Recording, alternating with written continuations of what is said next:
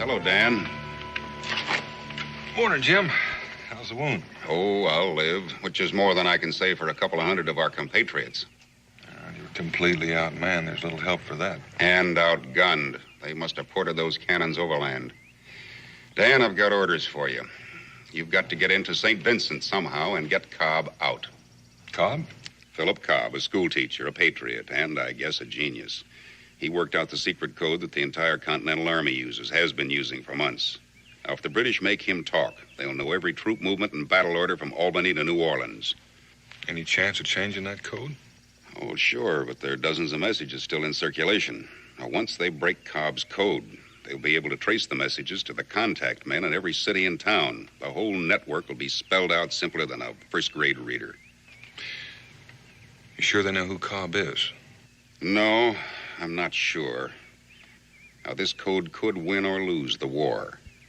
If you can't get Philip Cobb out, you're going to have to kill him.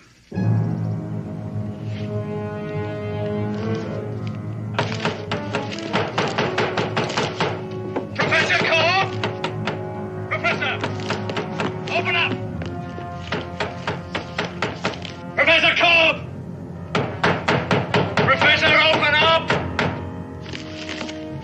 Professor! Open up! Professor Cobb! Professor, open up! All right, break it in.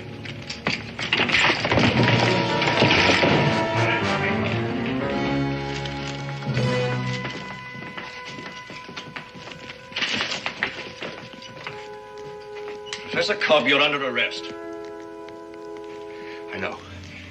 And you also know that the city has been under British military authority since 8 o'clock this morning. It is under that authority that I order you to turn over all notes, papers, and memoranda in your possession. There are no such things in my possession any longer. There they are.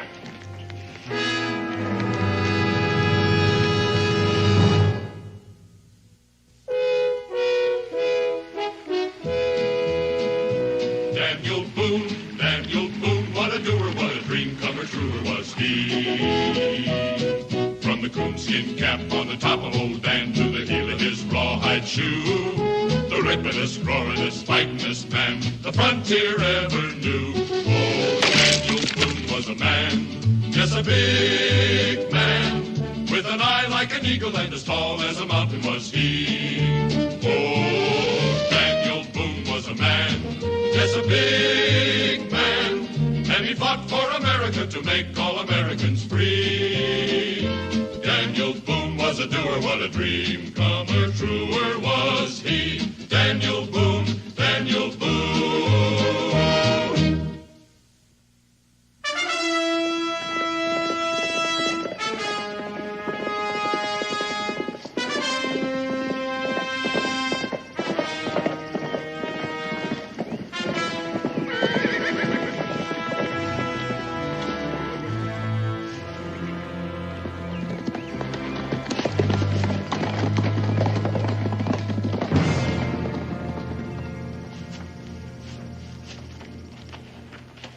What's your business here, sir?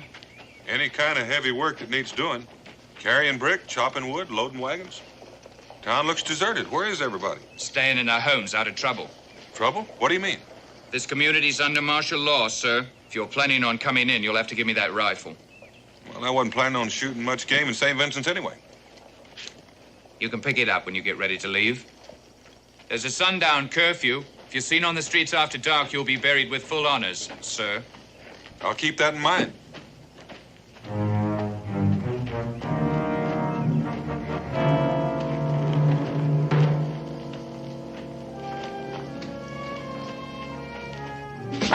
How's the bread business? Daniel Boone. Hey, when'd you get here? Just now. Any trouble getting in? No? You hungry? You still making those hot cross buns with the honey on top? Sit down.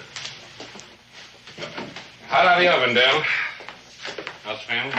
Wonderful. How's yours? Oh, everybody's fine around here except for what's going on out there. A barrier at the edge of town. How many men are usually on it? Just the ones you seen there. Where's the main encampment? About 3 miles out. They haven't built a stockade yet. Hey, you're not planning on going out there, are you? It depends. What do you know about a man named Cobb? Oh, school teacher? You know, I thought there's something funny about all of that. You here to see him? Yeah. What's funny? The funny thing is that they bothered with him at all. They're not holding him at the encampment. I saw him this morning at the Clifford house when I delivered bread. Is that the end? They're holding him in a room on the 2nd floor. There's a couple of soldiers and an officer. Was he all right when you saw him this morning? Looked kind of pale. Only saw him for a second. They're bringing him out of the schoolroom. Hey, Daniel, what's so all-fired military about a school teacher? Take my word for it. He's important.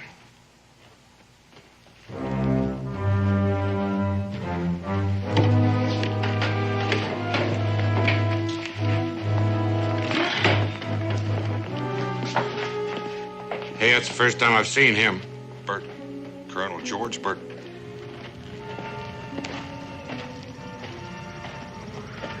These Indians will require quarters indoors. Sir. Where is the prisoner? On the 2nd floor, sir. Max Warner, come with me. If you gentlemen will follow me. You figure he's here for the school teacher? I do. But Daniel, if he knows you, isn't that going to make your job a little bit harder here? Well, we've never met, fortunately. The only time I've seen him is from a distance. He always travel with an Indian escort? No, not always, but he's full of surprises. Does this bakery have a delivery wagon, one big enough to carry 2 people? It'll carry 3. I've quartered the Indians in the ballroom, sir. Is there a fireplace? Yes, sir, but I don't think it'll be necessary. The weather's been quite warm. So it has. However, our allies have many uses for fire, as no doubt you will learn. But never at first hand, I trust. I'm afraid I don't follow you, sir. I have made a study of the various tribes in this area and have found the Ottawa to be the most advanced in the arts of persuasion, best suited to my work. Is that not so, Max Warner? I am not a judge of your work. As you see, they're a pretty surly lot. However, I can deal with them. I've concluded a war treaty with them. Now they're our allies. Does that satisfy your curiosity, Clements? Yes, sir. Sorry, sir. Good. Now, send in Mr. Cobb. I'm very curious to see what he looks like. Yes, at once, sir. Put it back. There's no magic in it. Not your kind, at any rate. Not even a picture. I can read. As I live and breathe, it can read. Tell me, my knowledgeable friend, in your vast store of acquired knowledge, have you come across a manual which describes how an Ottawa brave should address a British officer? That is not mentioned in the war treaty. A guardhouse lawyer. How very tiresome. Oh, good. You are Professor Cobb. I demand to know why I have been held here without being apprised of the charges against me. Let me understand you correctly, sir. Are you suggesting that I should waste my time and yours by pretending that you have been unworthily and unlawfully detained? This is my classroom. I teach school. I was not aware of a law that had been passed forbidding that. Do sit down at the head of the class, if you please. Once again, I demand that...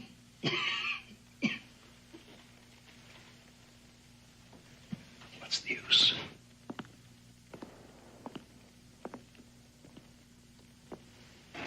You don't look well.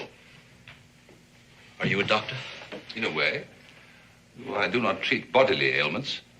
His Majesty's government has found me useful in dealing with more pernicious types of disease. I, sir, if you and I could work out together... You talk too much, sir. Get to the point. Is that the way you talk to your pupils? My pupils, sir, range in age from 6 to 14. I should think a man of your age would know better. I teach the English language. I presume you are an Englishman. Yes. And you, sir, are impertinent. Which of us is the impertinent one is a matter of opinion, Colonel. In any case, I fail to see that I have a great deal to lose, whatever my attitude. Not a great deal, as you say. Particularly since you've already lost your wife and son in this idiotic rebellion. You, sir, are not only impertinent, you're an insensitive boor. My wife and son are none of your affair. But you are, Professor. You are. I have traveled a great distance to devote myself exclusively to you.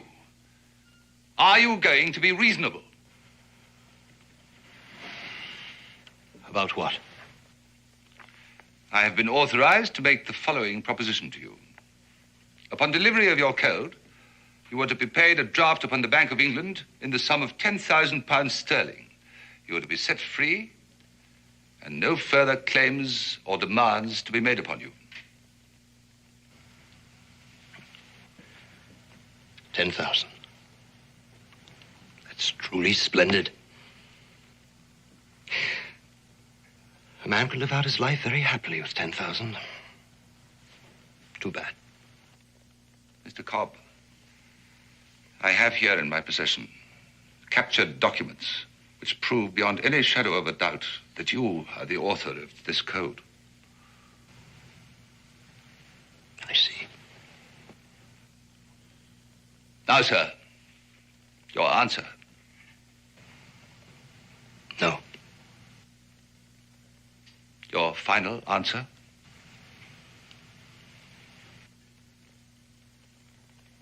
Mr. Cobb! I was just thinking. Mrs. Cobb would have been very proud to hear about the Bank of England. Yes, sir. My final answer now. Order my execution and get it over with. It's not quite as simple as that. Come here, will you? This is Maxuana, the war captain of our allies, the Ottawas. Ningandi Kotaka. Oh, he speaks English. I'm sure he does. I've known many of his nation. I admire them. And no doubt you're acquainted with their tribal customs. Somewhat. In particular, the treatment that they accord to prisoners. Important prisoners, that is. Torture. I hadn't considered that. Good. Now, will you do so? In my condition, I'd be dead in 5 minutes. On the contrary. Maxuana here tells me that he and his colleagues can keep a man on this side of death, the painful side, Mr. Cobb, for 24 hours at least. They make a kind of game of it. They call it a ritual. It's part of their religion. The prisoner is treated as an honored guest at a great feast. He is alternately tortured and fed. During his rest periods, he is expected to propose toasts, tell stories, share jokes with his tormentors. All this, of course, depends upon his ability to withstand pain. Now, in your case, Mr. Cobb, I suspect that when your time off comes, you will be screaming for mercy, begging for them to kill you and all that sort of thing. Now, why subject yourself to such misery? Tell Mr. Cobb that what I say is true. That if I order it, he will carry out the tortures I've described. What he says is true. I will do as he orders. It is mentioned in the war treaty. I'll give you some time to think it over. A little time. Guard! Give me what I ask, and I will send this savage away.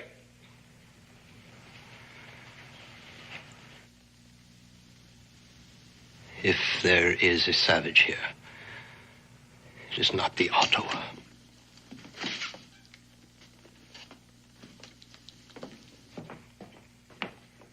Take him back.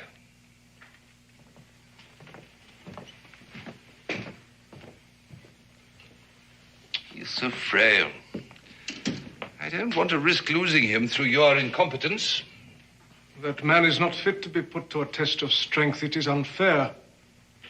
But we are not incompetent. That is for me to judge. You will select 2 braves to go on a raiding party. For what purpose? You see these? A few members of your race have served the crown well enough to earn them. You will never be one of those few until you learn to do as you are told. I have no wish to be an officer. And I am not your body servant. You will tell them to proceed upstream about 10 miles to a village called Kimberley. They will enter the village under cover of darkness. They will capture this person and bring him to me here.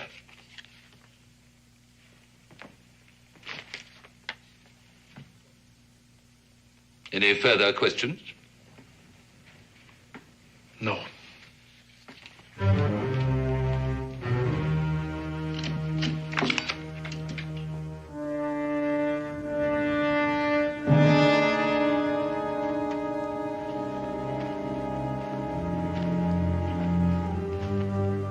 It's 5 minutes up and back. Sure you don't want me to go with you? Just have that wagon ready to roll. Remember, the livery stable is just off the square. We'll find it and we'll meet you there.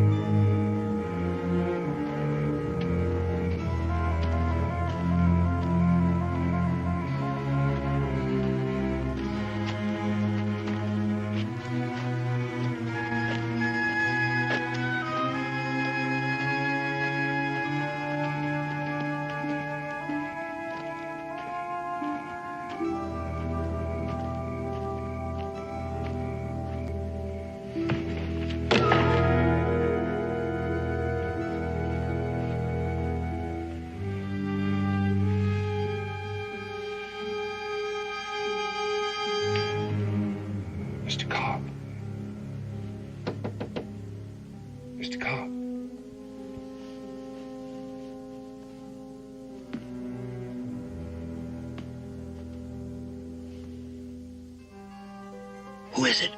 Just listen. Is your door locked? Yes, but there's a guard at the door. Have they started? No, they haven't touched me. But they should begin soon. We haven't much time.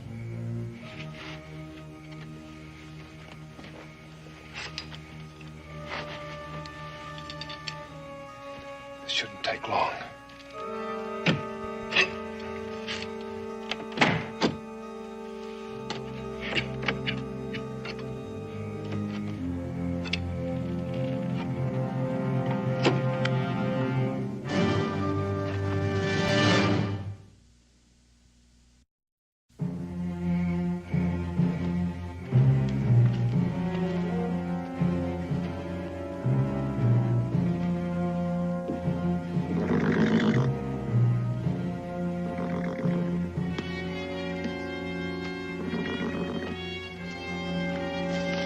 Or I'll fire! Captain! Captain!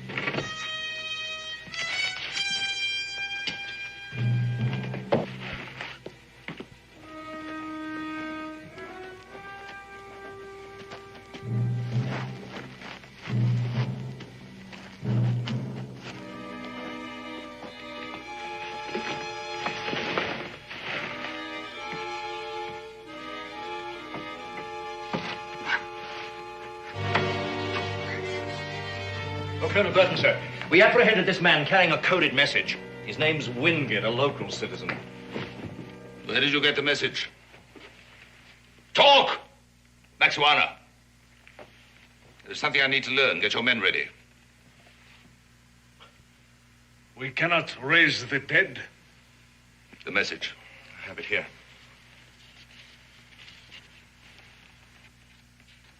This is too carefully worked out to be a forgery. This business at the top is obviously a reference to a key to the code. If If only this man had lived. It all happened so suddenly, sir. There was no time to stop soldiers from shooting. Do you realize what this means? It means that each one of these villages has a leader who can decipher the code. Now, if we can find the key to it, there will be nothing standing between us and total victory. Those braves I sent to Kimberley should be back by now. Where are they? It will not be long. I can't wait. Come with me. You too.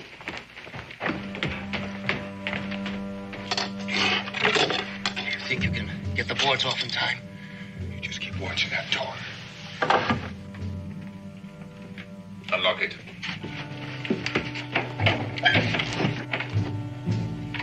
Mr. Cobb, I would like you to know. Get away from that window. I said get away from the window. What's going on here? If you're thinking of trying to escape, Mr. Cobb, we have soldiers posted below.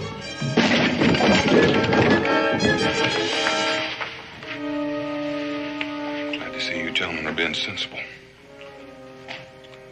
You only have one shot. There are 3 of us. 4, and only one worth shooting. Take their guns, Mr. Cobb. Professor. You won't get more than 10 feet from this room.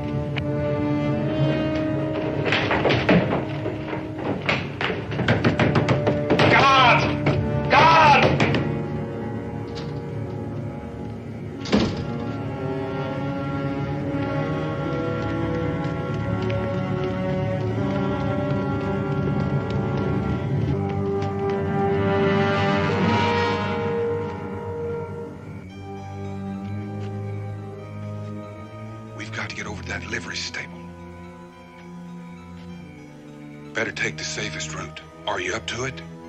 I'll try.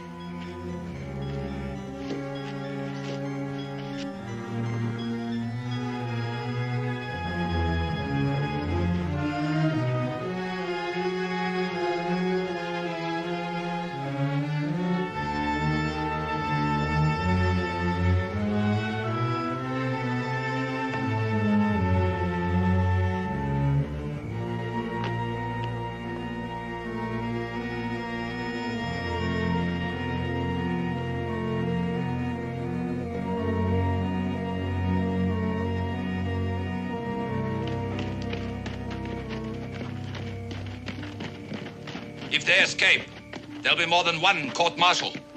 Now spread out and search for them. And find them.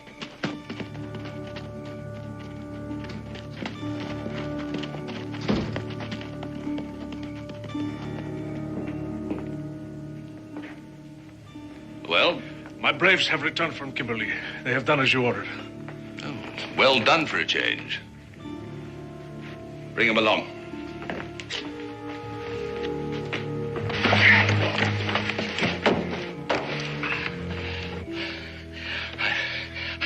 My breath.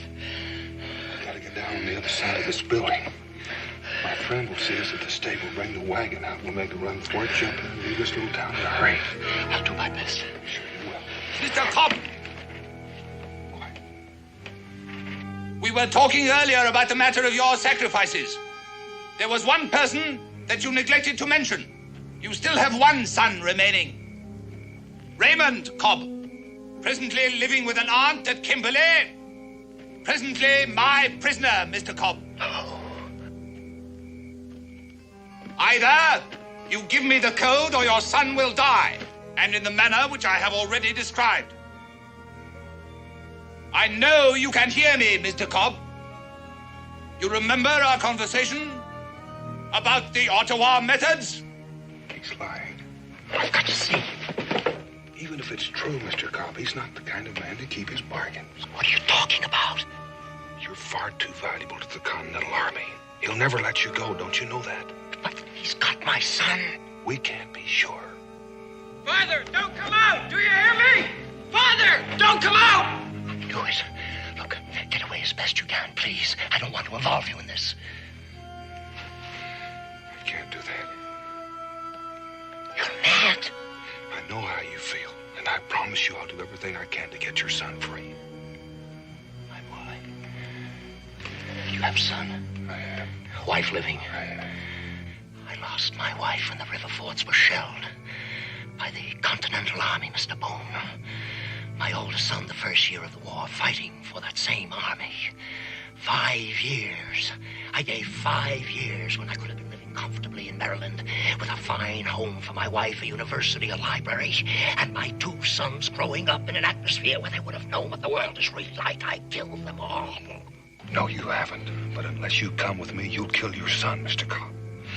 And if I kill you, your son will be of no further use to Burton, and he will kill him. Believe me. Now, do we move, or do I squeeze this trigger?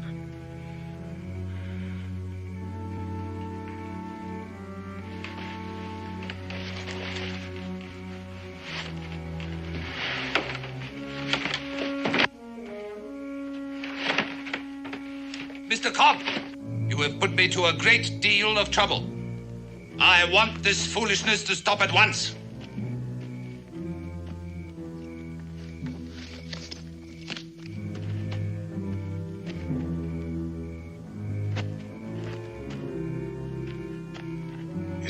It's just a short run from here. Please, stay out of this.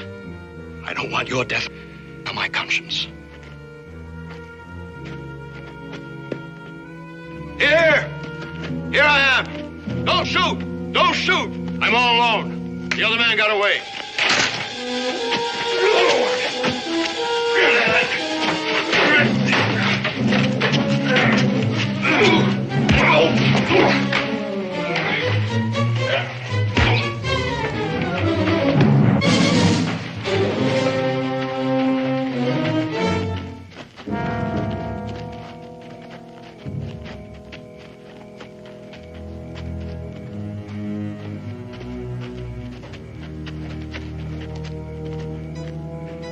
Those poor, pathetic rebels.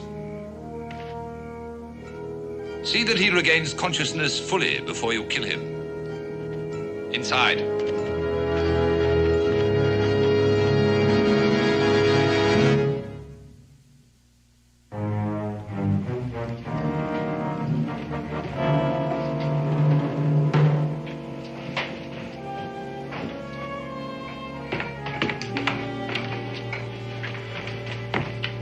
Well, as you see, your son is unharmed.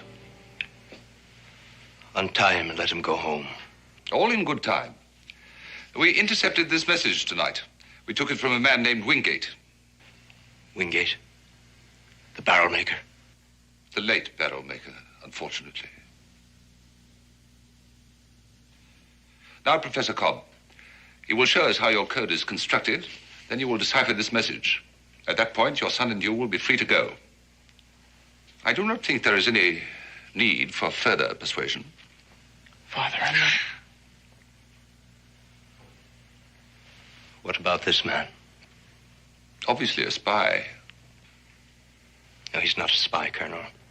He was only trying to help me. If you want the key to the code, you will release him as well. Very well. Clements?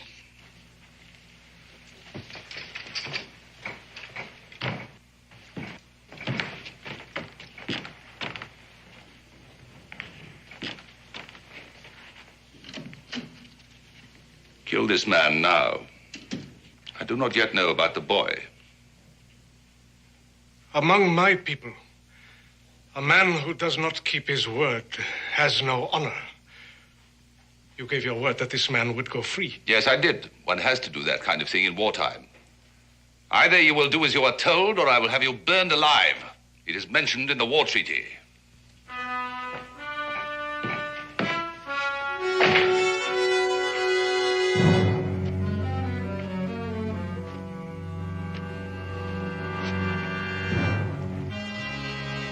I have been ordered to do this.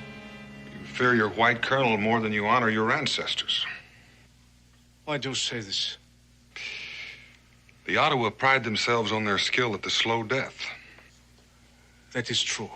Aren't you a true Ottawa? Don't you practice the ritual of your tribe?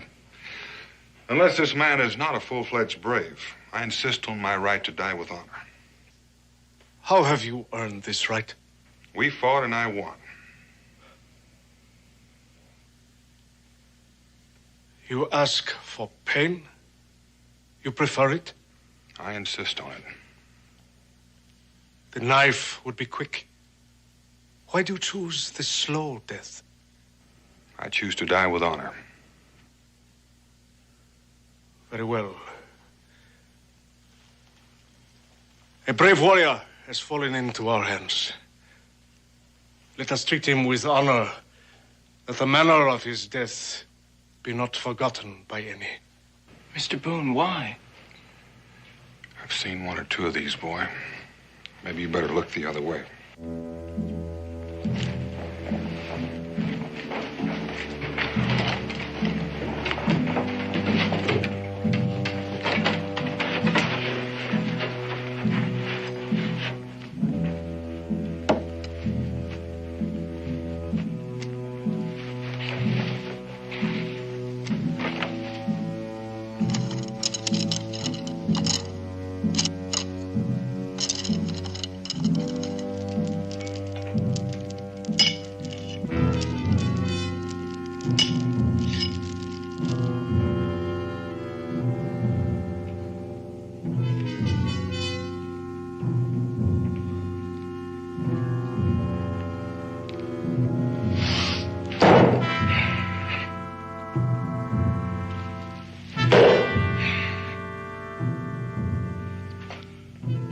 As long as the warrior maintains his hold on the war axe, the ceremony will continue. The moment he lets go, he dies.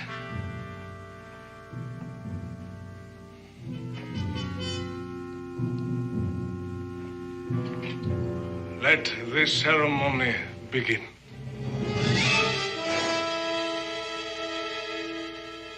The warrior will partake of the ceremonial wine. I am honored.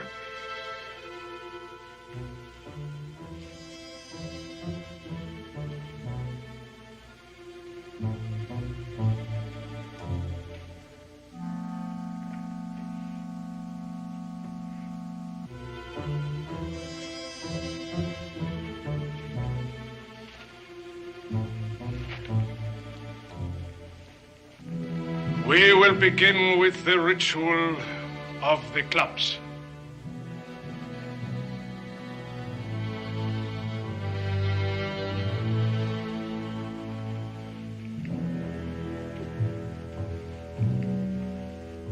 Your pardon is asked.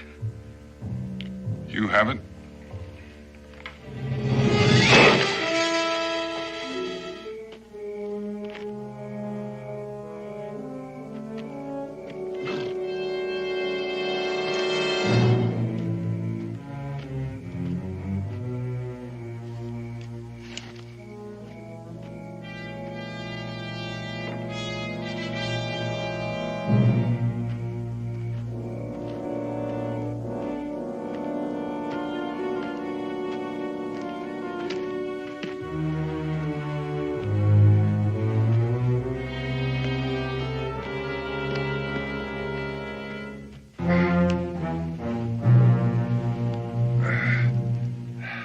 The honored guest may eat and drink and have speech with us.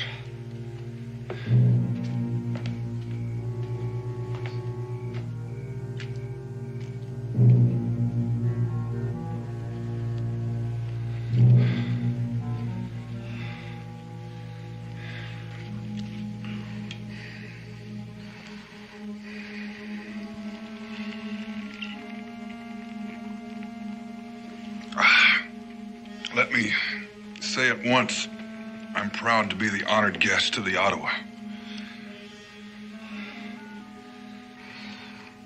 The mightiest of nations. bravest in battle. A warrior without food is like a fire without wood. My people have a saying. Baker of bread holds the key to all things. Among our people, the bakers of bread are women and old men. We have no such saying.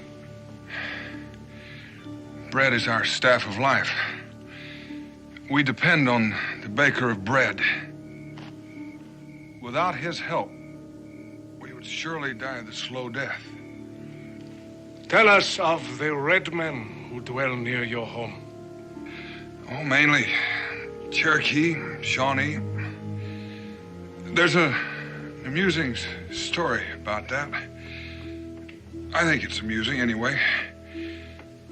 It seems one winter, the rivers froze up earlier than usual. It is a relatively simple system. The English alphabet consists of 26 letters. Cryptography, the art of ciphering, is merely the substitution of one symbol for another in the case of the Continental Code. It is letter for letter. Now, one may also use numbers, which makes it more difficult.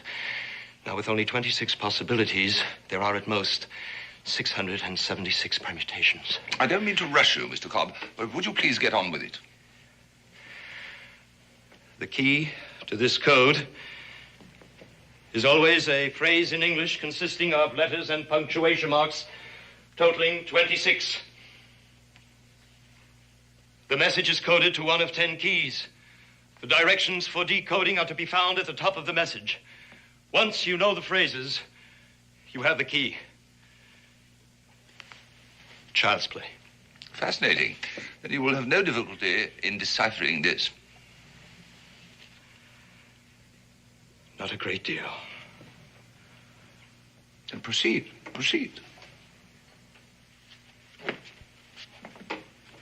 And the way they finally settled it was a brave that could toss the bullet farthest won the firewood. It was the coldest winter I can remember. The honored guest has eaten and drunk for the first time. He must now submit himself once again to the punishment.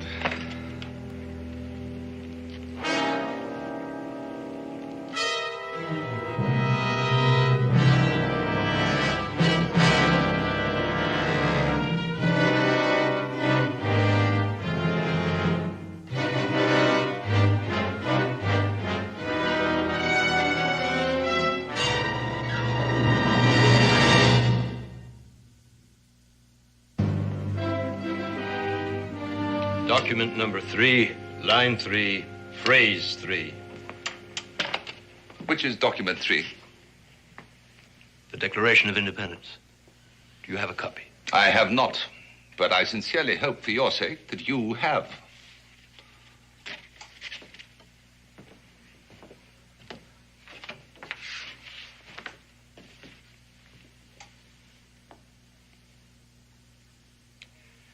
That all men are created equal.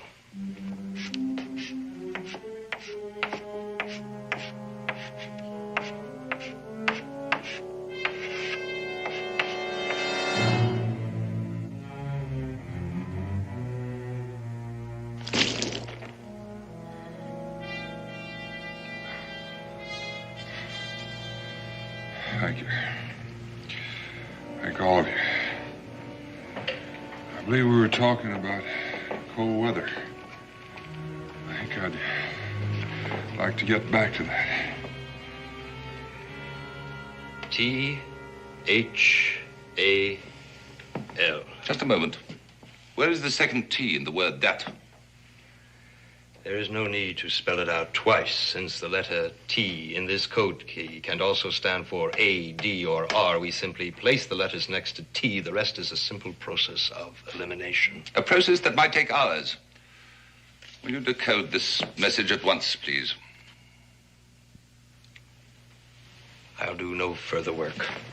until I see my son standing here unhurt. Mr. Cobb, I don't think that you're aware of how ridiculous that request is at this point. I'm also aware that you are pressed for time, Colonel. You should be willing to pay for it. I'm not asking for much, but I will have what I ask for. Very well. Clements.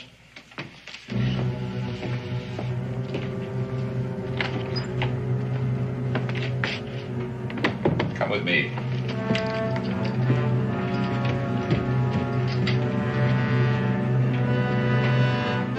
I think you all know the legend behind the story of the coming of the first winter.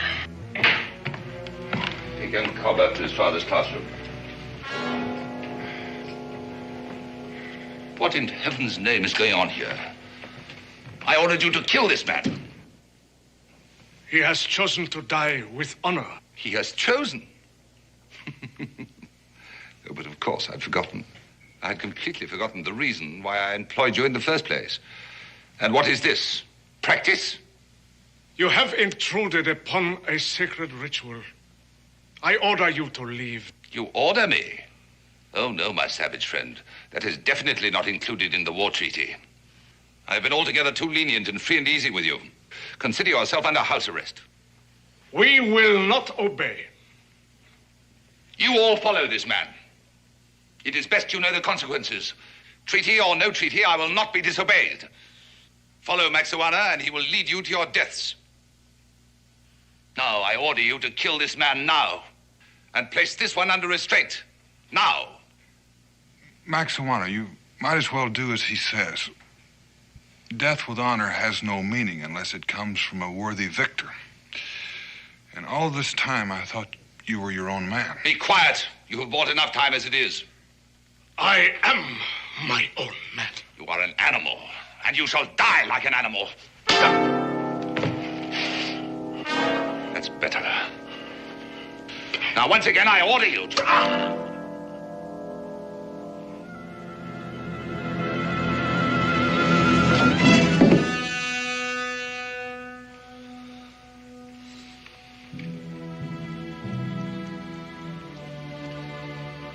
The ritual will continue. The legend of the first winter.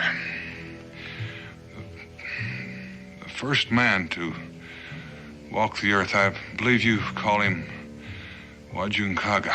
We call him the baker of bread.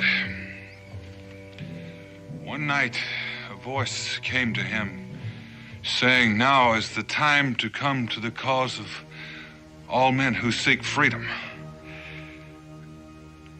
Go up to the room where the sons of men are taught wisdom and rescue the bringer of knowledge, now that he is secure in the safety of his own son. But move with caution, for those who seek to destroy freedom will be looking for you. Now is the time, O baker of bread, now.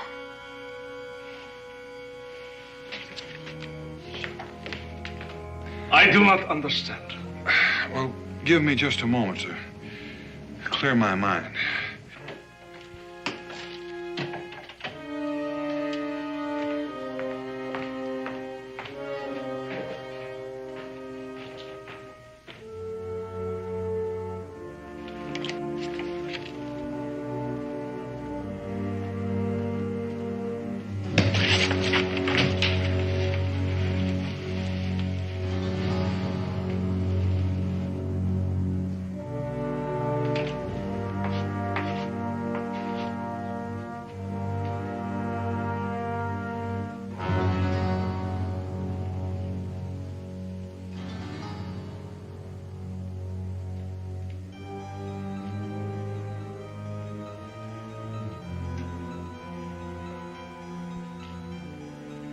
February what?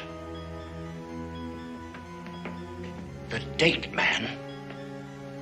Hundreds and hundreds of Continental soldiers will die because of me. Nonsense. It just means the whole thing will be over sooner. Sooner for some. Go! Don't be a fool! Hold it! Professor.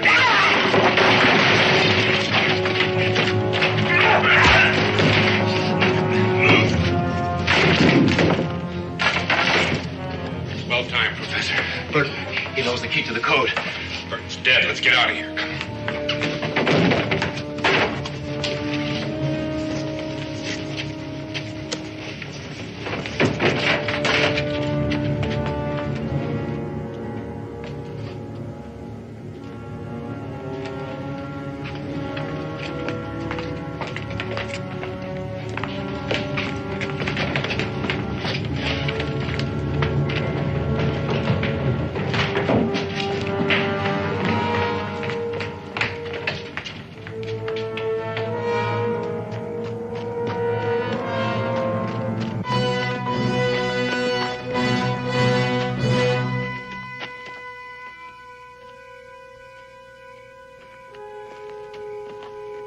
We'll have to make a run for the stable. Are you ready? Come on. Hold! Hold, don't shoot!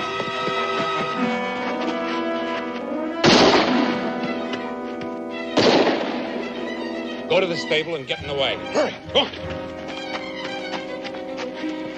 The animals were jealous of his power over fire, and they sought to destroy him, but his father had a plan. What was that plan? You know,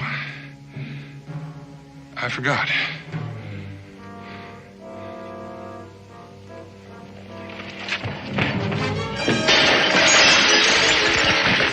No. Let the brave warrior escape. He has earned it. And let us leave the dishonorable men to their own dishonor.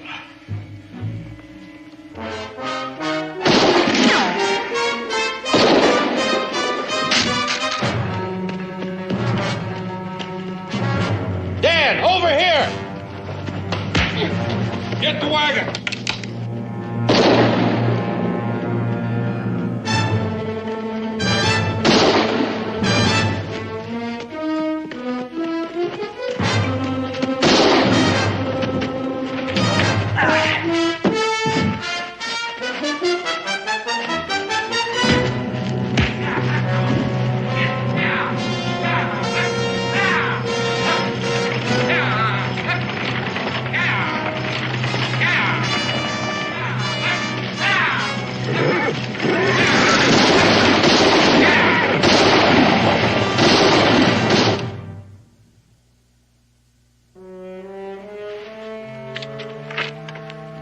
Just got word. Clark has retaken St. Vincent. Well, since Wingate the barrel maker was dead, I guess the attack was carried off without benefit of my code. Not at all. Another message was sent. Wingate had a replacement. You didn't. Excuse me. Dan, we've got to have a talk. Jim, I haven't had any sleep for 72 hours. Now, Dan, tell me the truth. Was I right? Would you ever, in this long and fruitful life, ever once kill a man in cold blood?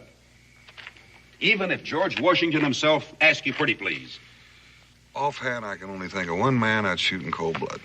That's the fellow who keeps talking when I'm trying to sleep.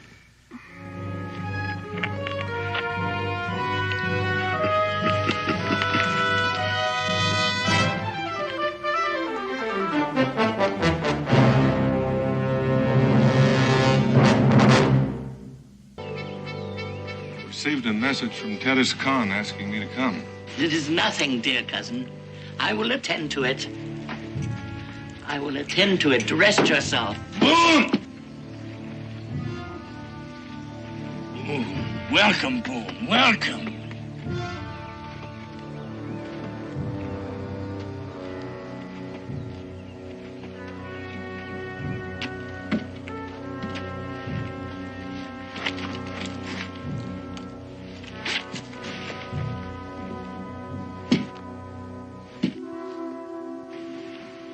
Braves told me you were ill. Much more than ill. Boone, I must ask a great favor of you. Get Lawana and bring her here quickly. It's that bad? Soon, my people will bury me. And unless Lawana is here, they will start to bury each other. For 15 years, she hasn't seen the land or faces of her people. Must we now beg her to return? I say she is no longer a Delaware. She's a white. And I want no white for my queen. I challenge the words of my cousin. Luana is my daughter, blood of my blood. Does council deny her the right to be queen? We do not deny her the right. We question her fitness. And what will answer your question? To see her for ourselves. You shall see her. Daniel Boone will bring her here. You can judge her for her fitness. Is it agreed?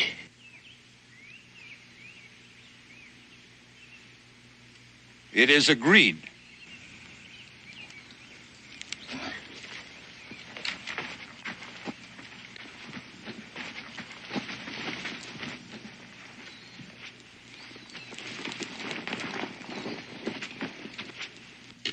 Do you remember why I asked you to take Lawana away many years ago?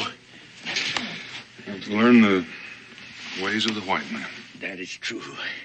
But there was another better reason. More important, I feared for her life.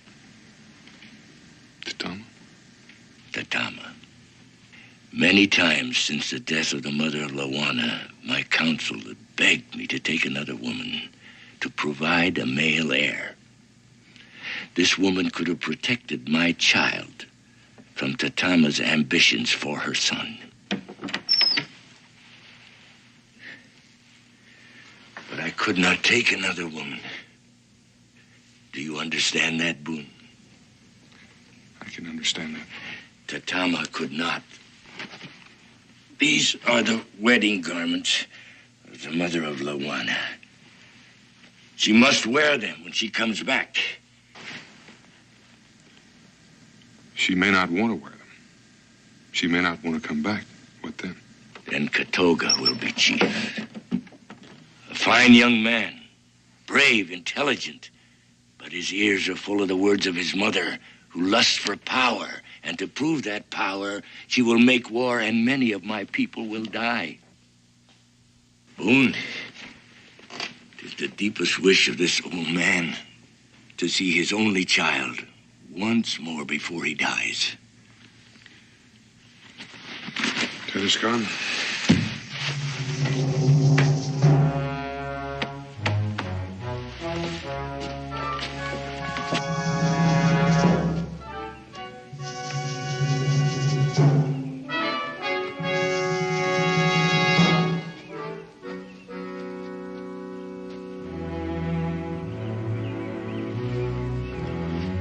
He must not be allowed to return. I wish it were not necessary. Is it necessary for you to become chief?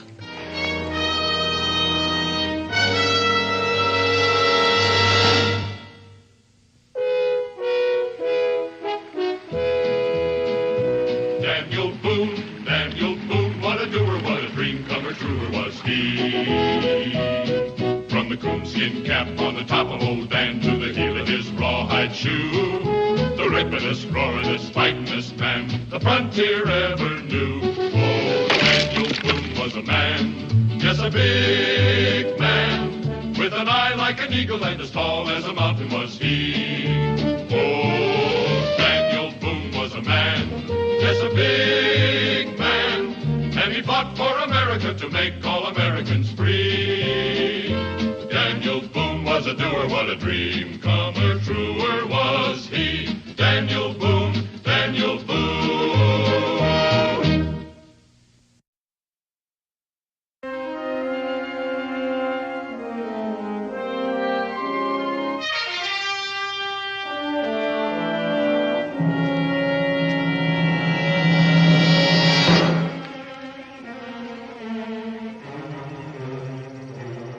Hungry, Katoga?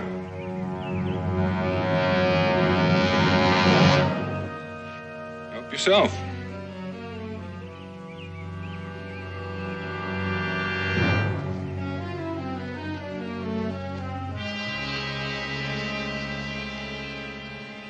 You must think me foolish. Well, it did seem a mite foolish. You leaning up against that tree all night when there was a good fire a few feet away. You're, not planning anything hostile, are you? No. And why are you following me? To see that you do not bring Luana back. Well, it's Tedescon's wish that Luana comes back. Tedescan will do anything to prevent my becoming chief. You know, that's interesting. Because he's told me that you'd make a fine chief. Then why does he oppose me so? He opposes your mother. He feels as chief you would serve her and not your people. Boone, I have been trained since childhood to rule my people. Well, that may be, Katoga. But who was your teacher?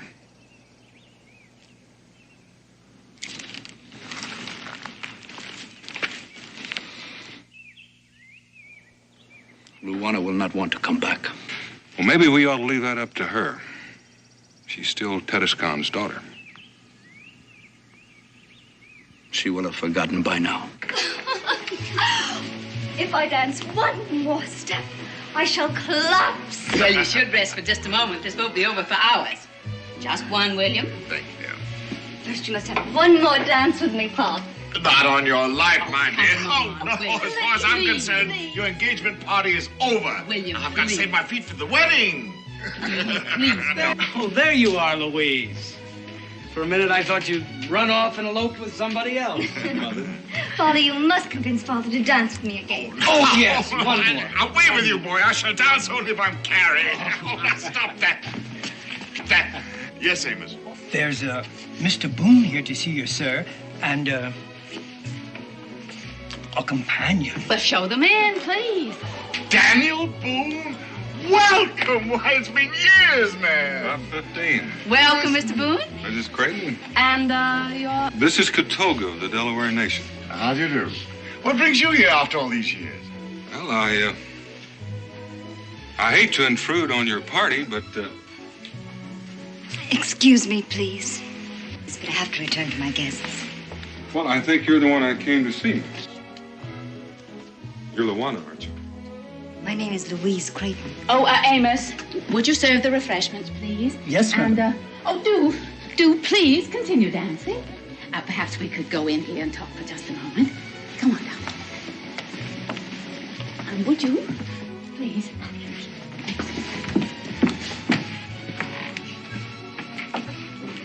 Now, darling, don't be foolish. You know that it was Mr. Boone who brought you to us. And you were called Luana when you were a small child.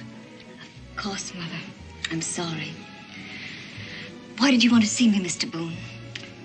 Well, your father sent me. He wants me to take you to him. My father? Come now, Daniel. You know the child's had only one father, me. She doesn't even remember Tedescan. What could he possibly want with her after all these years? Tedescan is dying.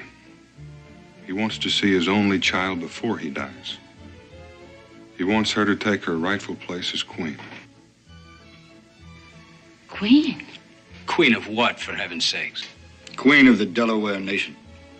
Nonsense. That's enough, Father. I'm sorry to hear Tedescan is ill. He's a great man, a fine leader. But believe me, Louise is no more fit to be Queen of the Delawares than I am to be King of Prussia.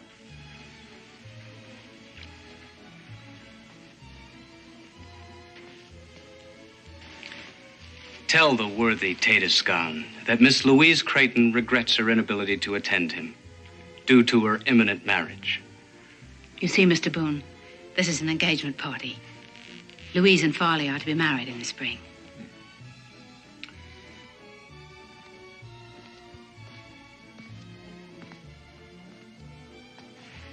I haven't heard anything from you yet, miss. It's all so sudden and confusing. I don't even remember him. What would I say to him? I don't think you'd find Tedescan hard to talk to.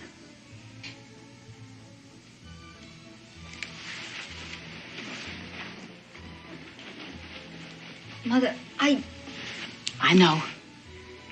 It's a hard decision. but you're going to have to make it for yourself. Oh, my dear daughter, I don't want you to go. But if you don't go, you may regret it later on.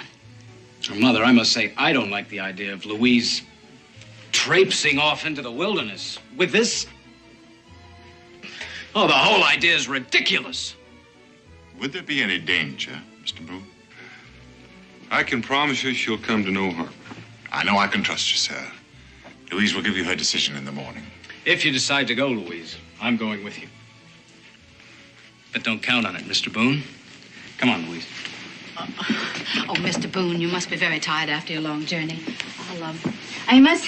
Yes, ma'am. He'll show you to your room and the, Katoga. Katoga.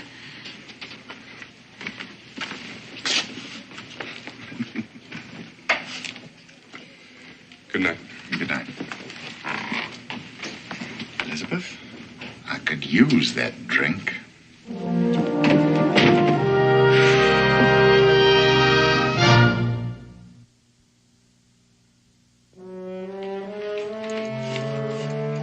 Take the trunk, Amos. Yes, sir, Mr. Farley.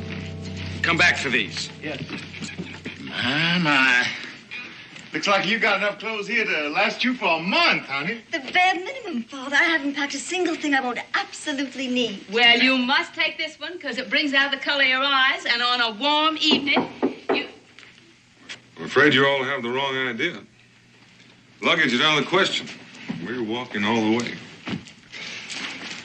I think you'll find this better for traveling than anything you have in those valises. It was your mother's. She can't possibly wear that. It's very soft. Delaware women have strong teeth Strong teeth? to chew the skins and make them soft.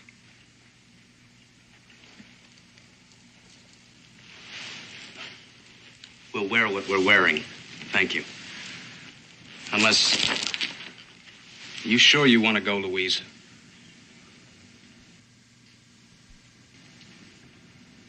Yes, I'm sure.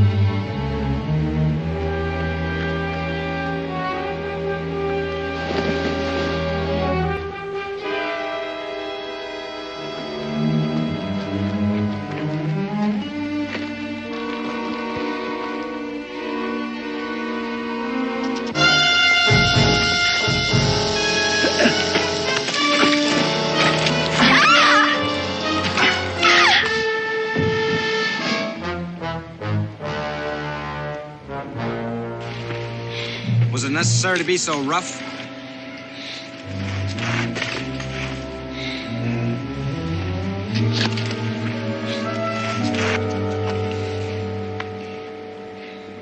Thank you. 1-1 gum. What's that gibberish? Well, that's Delaware for you're welcome. You may have noticed, Creighton, that it makes more sense sometimes to have a woman walk behind you. Like a squaw? Like a squaw.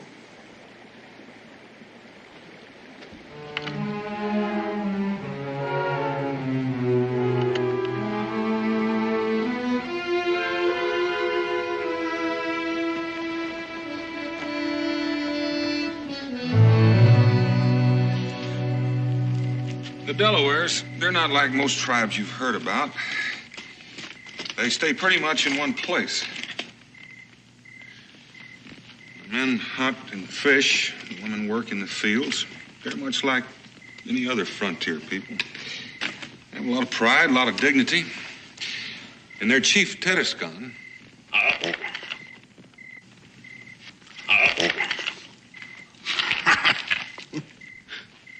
Pride and dignity, indeed. You were saying, Mr. Boone? You were telling us about the charms of the Delaware people. well, now, Katoga's not really like that. He's just putting on a show for you. Why, pray? He's trying to scare you off Scare me off. Why? because he wants to be chief himself. But I'm not going. I'm just going to visit. Now, he really can't be sure of that. He thinks you might talk to Tedescon. Change your mind. Eat some. Very good. That's enough.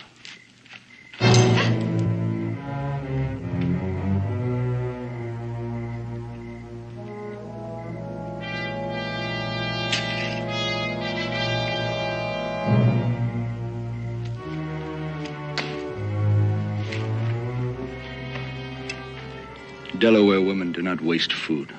Nor should they, I'm sure. For they can't afford to. But Miss Creighton does waste food.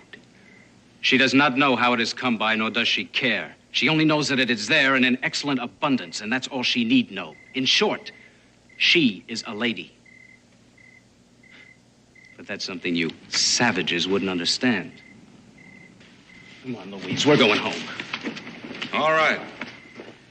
Before you leave, I want to ask you a question first. Are you really all he thinks you are? We were raised together, remember? I'm talking to you. I don't understand. I think you do understand, but I can be more specific. Are you helpless, ignorant, in short, a lady? Is that all you are? Whatever do you mean, all? I think she knows what I mean, don't you? I do know where food comes from, Farley. Hard to believe, isn't it, Farley? I don't know what you're trying to do, Boone, but my fiancée has had just about enough of it. Your fiancée also happens to be Tedescon's daughter. Aren't you interested just a little bit in knowing what that means? It means she's the daughter of a dirty, ignorant savage, which is something I shall always endeavor to overlook. Don't trouble yourself. Louise, I didn't mean it that way. Louise.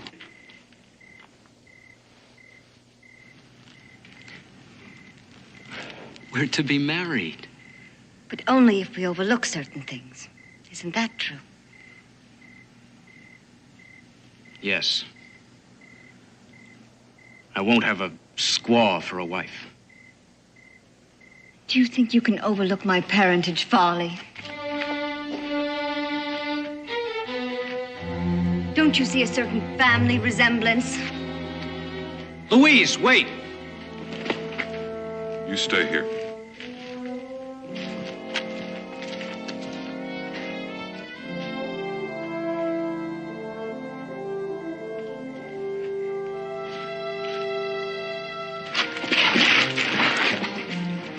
It'll dirty your hand.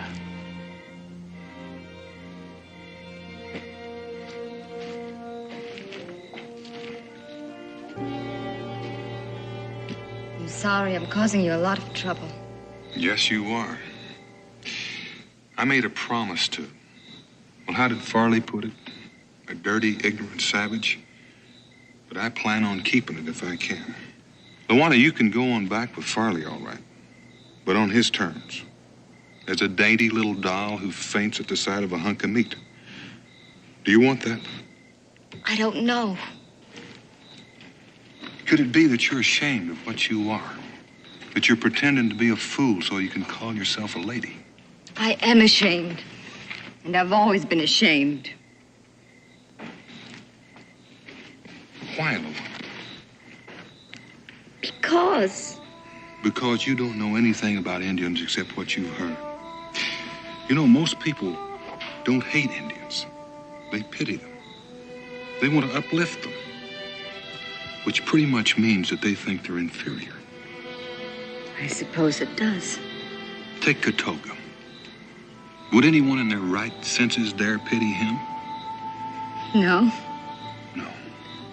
because he's proud of who he is and of what he is. And so should you be. You're the daughter of Tedescon, a great ruler of a proud people. Feeling inferior the way you do, you may not be worthy of him. Mr. Boone,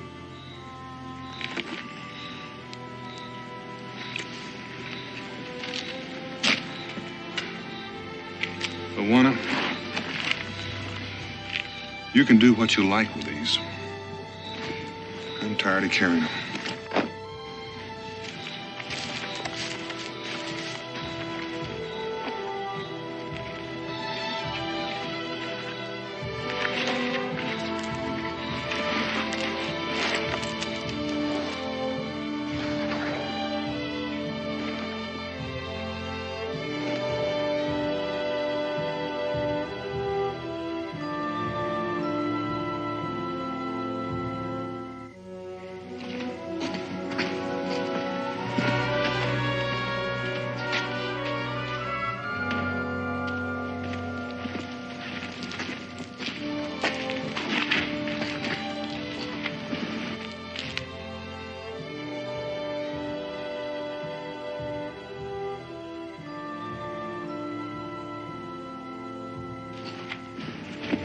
What the devil does this mean?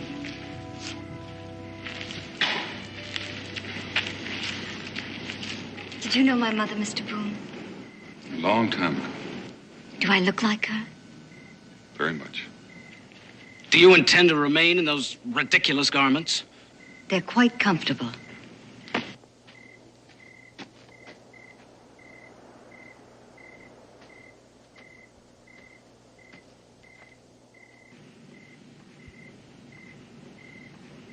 Will you teach me to speak Delaware, Katoga?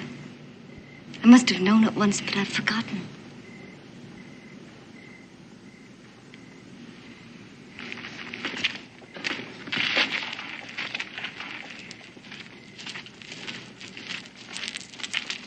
Have I done something wrong?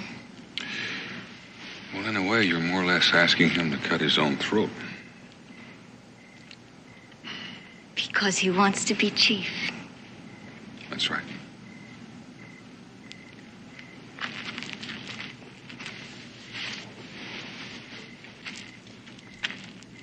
You didn't answer me, Katoga. I will teach you. Thank you. That's too much. Come on, Louise, you're going home with me. I'm sorry, Foley. I'm going to see my father now. Please let me go. Not until you stop this charade. I think you better let her go. Well, you stay out of this, Boone. You've caused enough trouble as it is. There's nothing keeping you here. Louise? I'm sorry, Foley.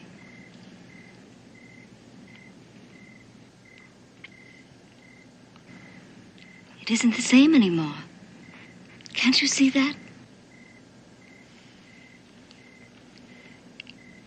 What shall I say to our... to my parents?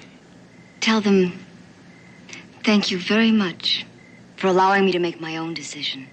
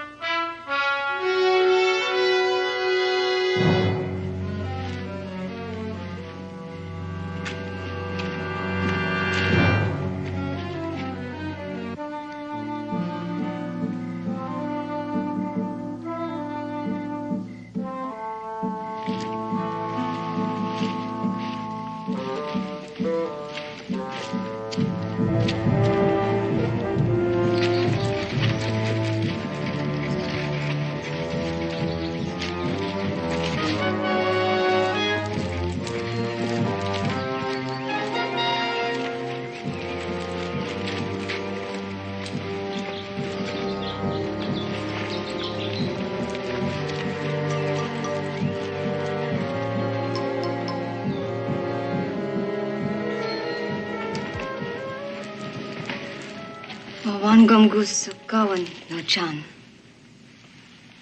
Welcome, my child. I did not think you could remember our language. Katoga taught me a few words on the way. Katoga? You must be be a diplomat, my child. Well, it could be, Titus Khan. I kind of think there's more to it than that. She is very beautiful. Like her mother. Yeah. Yes, like her mother. I'll be going. Oh, no, wait. Tonight, there will be a council meeting, and then you may go with my thanks. And if there is no war among my people, it is because of what you have done. War? I'll wait. Do you know why you were here? He said you had died. It is true. No. We won't talk of that. There's so little time. And we have very many more important things to talk about. Death and I have only been waiting for you, my child. Yeah. Sit beside me. Are you afraid of me? No. Then why do you weep? I have 2 fathers, and I am losing them both. That is hard. But what I will ask of you is harder still. Tell me, are you a person of strength and courage? I don't know. It is not proper to be modest with me. And yes, I am. Then listen carefully, and I will explain. I'll get some water.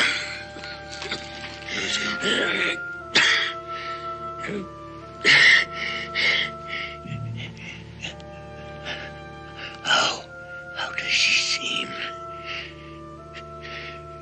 She's the daughter of a great chief. Oh, Boone, I must ask you to do one more thing for my people.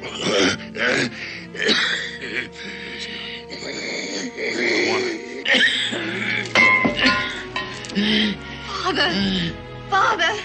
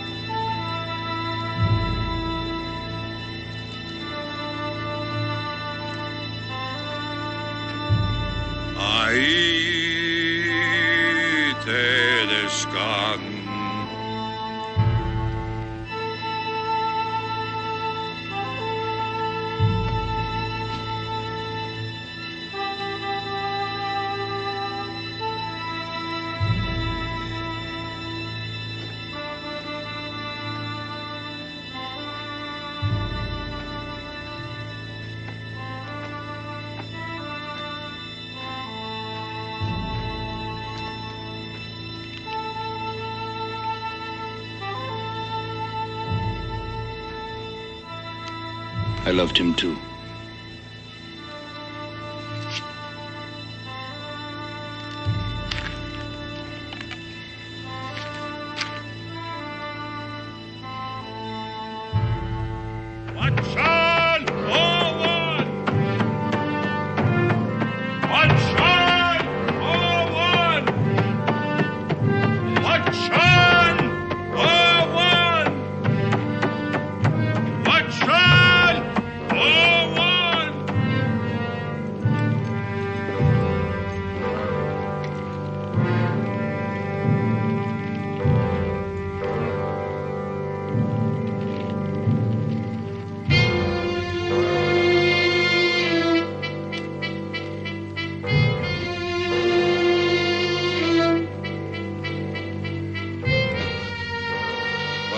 Disturbs our council. I am Lawana, daughter of Teduskan. I claim the right to sit with the council in place of my father. You may sit.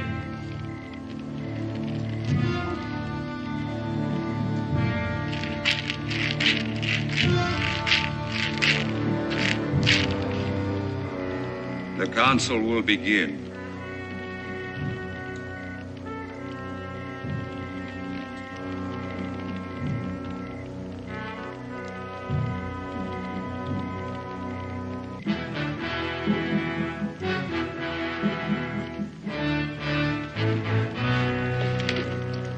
In the name of the spirit of the feathered robe, I command the presence of the chief maker.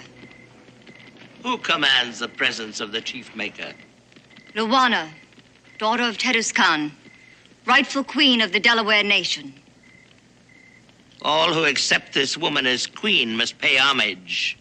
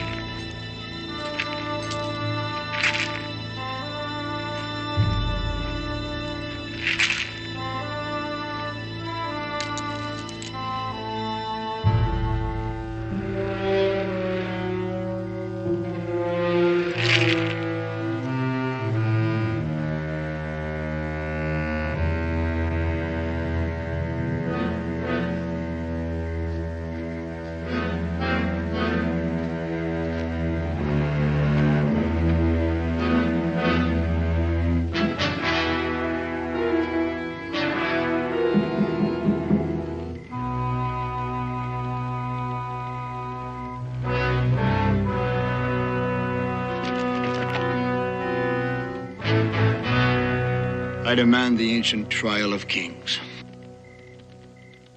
The right of Luana, daughter of Teduskan, has been challenged.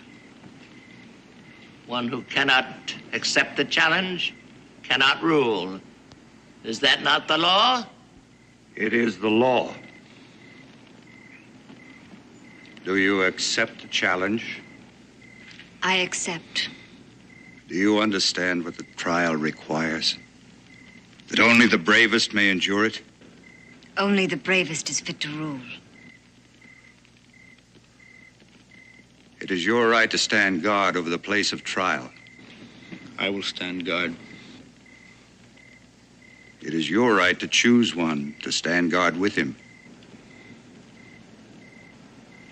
I choose Daniel Boone. Does Daniel Boone agree? I agree. So be it.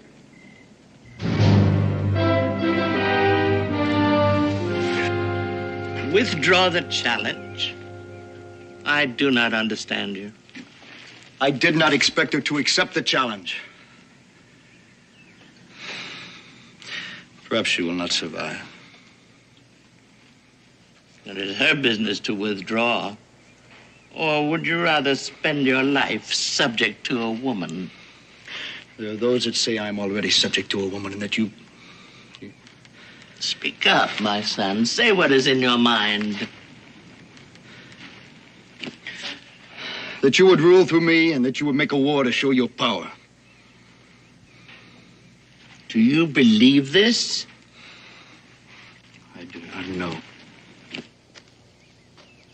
I have spent my life trying to win the feathered robe for you. Do you think I would steal it from your shoulders? Have I ever given you reason to distrust me? Answer me, my son. No, my mother. No, you have not. Well, then trust me now. You will be chief. Not slave to mother or queen, but chief. I promise you this.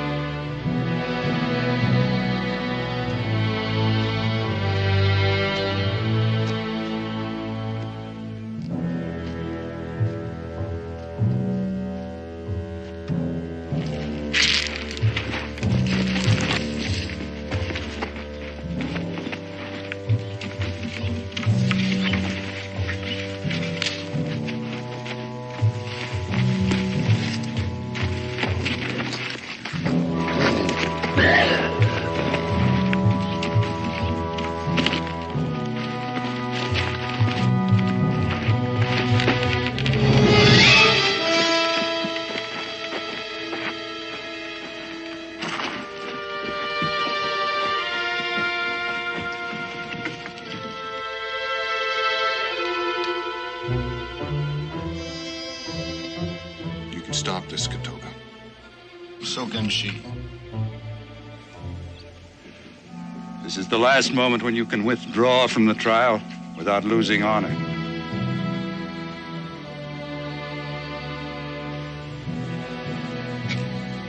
Let the trial begin. So be it.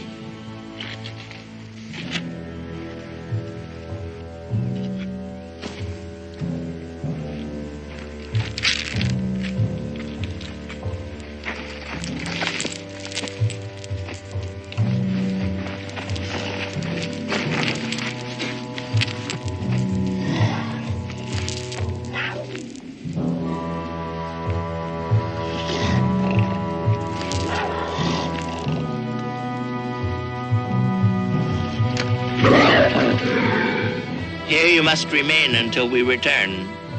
You will touch no one, no one will touch you. You will eat nothing, nor will you drink.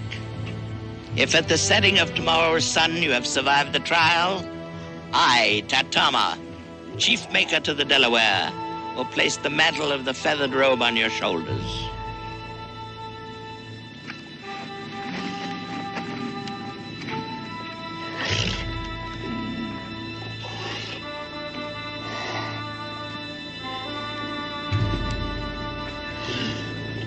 Aye, aye.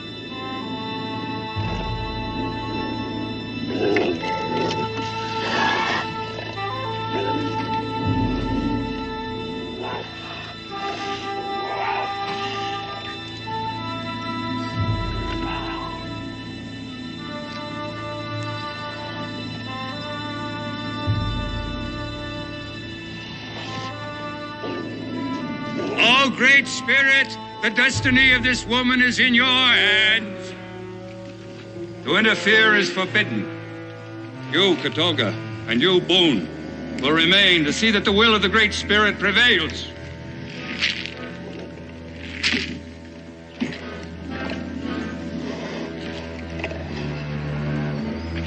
You may not hold weapons. It is the law.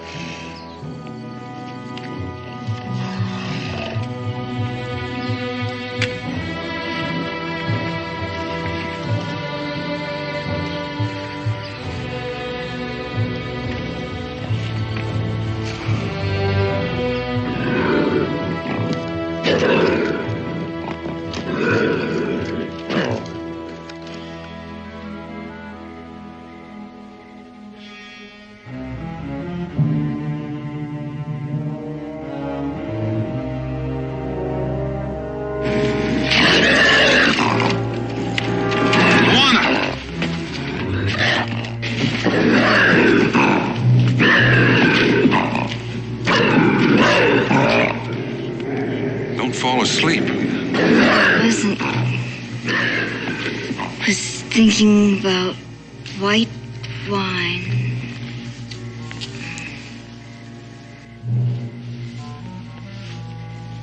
Have you ever had white wine, Katolka? I've never had white wine. Poor Katolka. Pity Katolka. I never should have gotten you into this in the first place. I'm all right. Just a bit chilled. Well, you better enjoy the chill while you can. It's going to be daylight before long.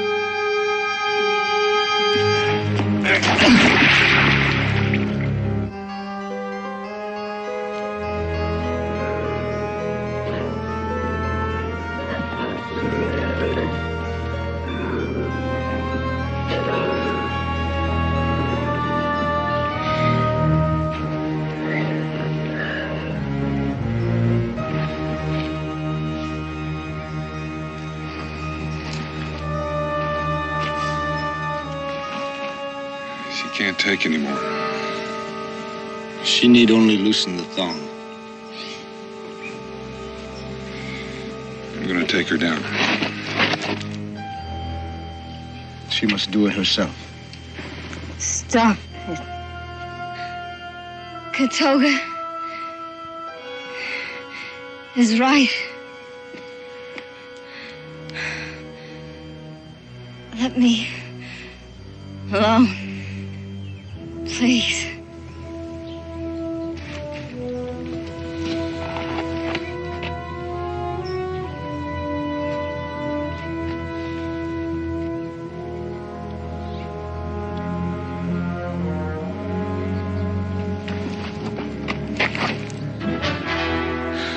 Stay with her.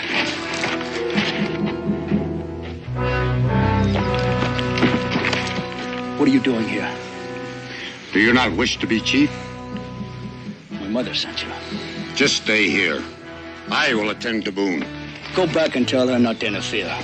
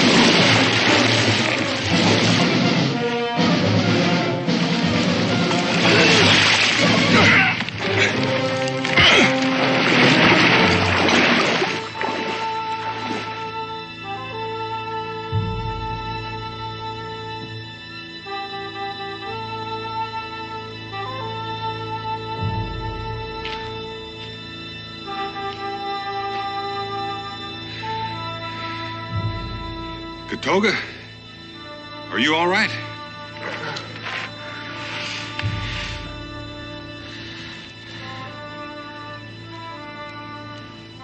I'm only paying homage to my queen.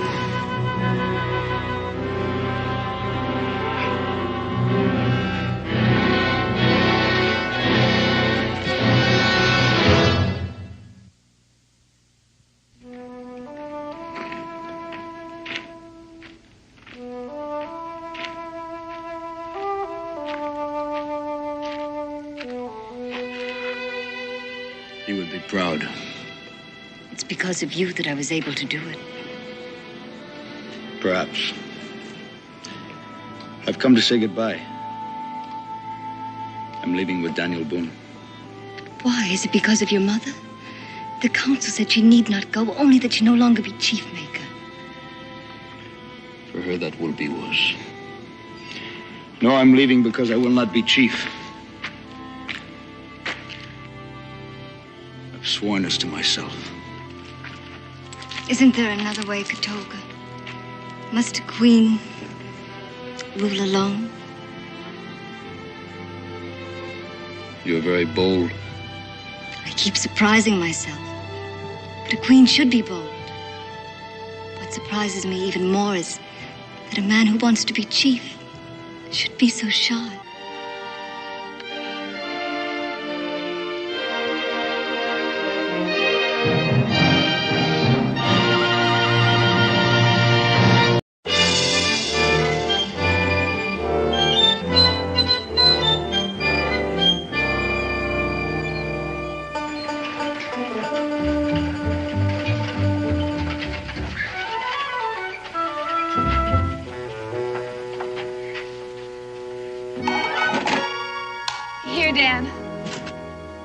Becky, we haven't got room for any more of these things.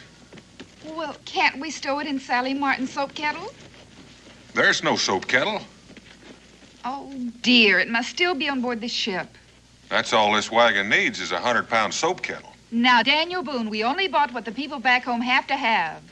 The way Cincinnati's been lately, Boonesboro might as well not have a store. Oh, don't fuss. I'll go see if it's on the ship. Well, never mind, I'll go.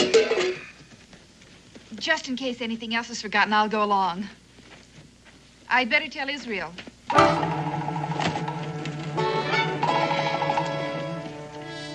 Israel? Israel! Yes, ma'am? Your father and I are going down to the dock. We'll be back in a little while. Can I go too? I want to see what the new ship brought in. Not until you've had your breakfast. Yes, ma'am.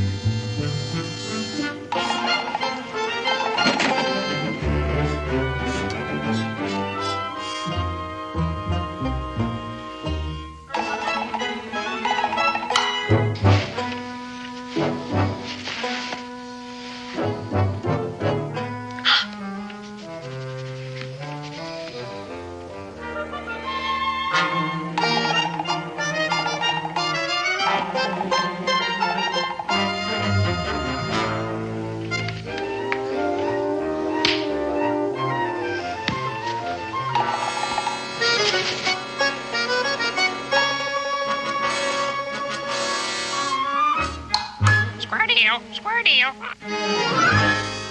Did you say something? Square deal. Talking crow? With a gold chain? Pure solid gold. Hey, you stay right there till I go get Pa. Hey, that's my new minted silver crown. A deal's a deal, mister. You drop that.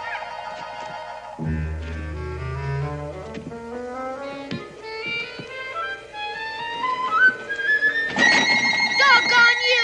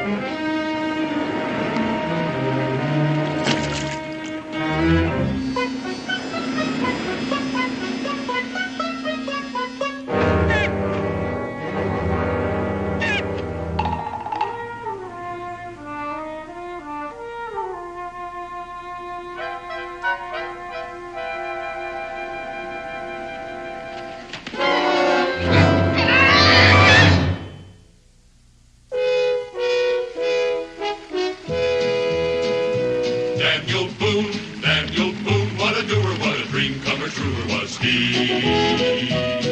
From the coonskin cap on the top of old Dan to the heel of his rawhide shoe, the ripperest, roaringest, fightingest man the frontier ever knew.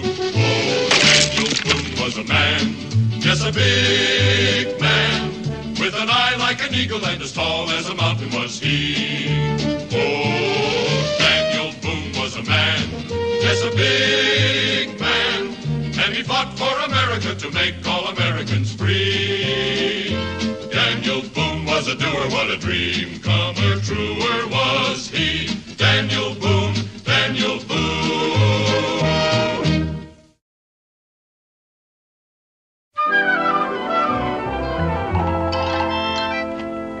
You'd run into a wall and dashed your poor brain out if I hadn't stopped you, lad.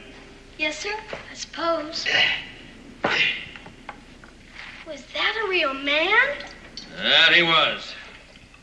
So small. Yeah, that's why we call him Short Joseph. He was a good shipmate. Will Scataway's my name. I'm a seafarer lad. Israel Boone. What was that name again?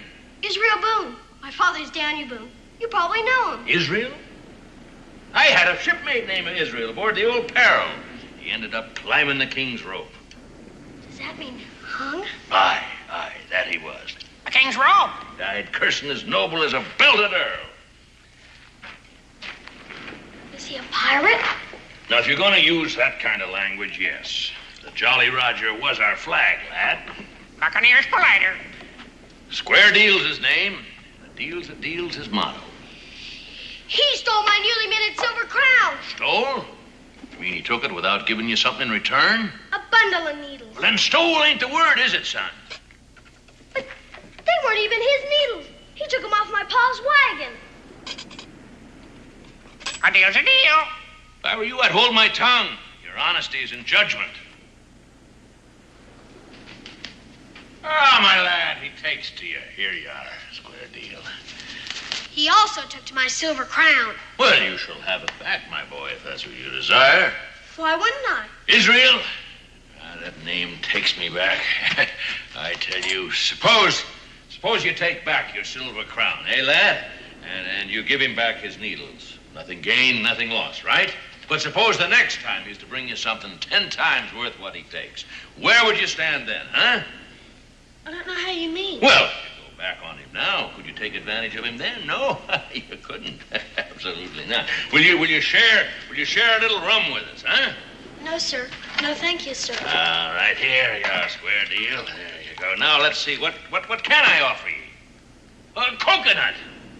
Coconut? Nectar and ambrosia from the South Seas, my boy.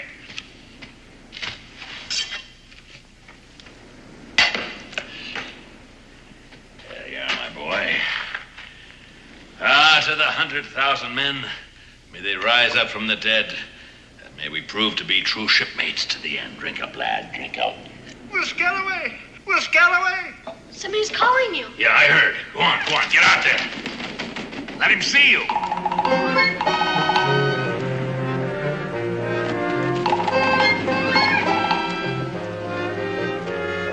Will, why didn't you sing out? I came with... Belay that! Son, you'd better go. Fly with me! Fly with me! Thank you, I'd like to. Glad to meet you, sir. Yeah, same deal. Thank you for the coconut. Yeah, thank you for the coconut there. Well, That's a Daniel Boone's young sprout. Daniel Boone?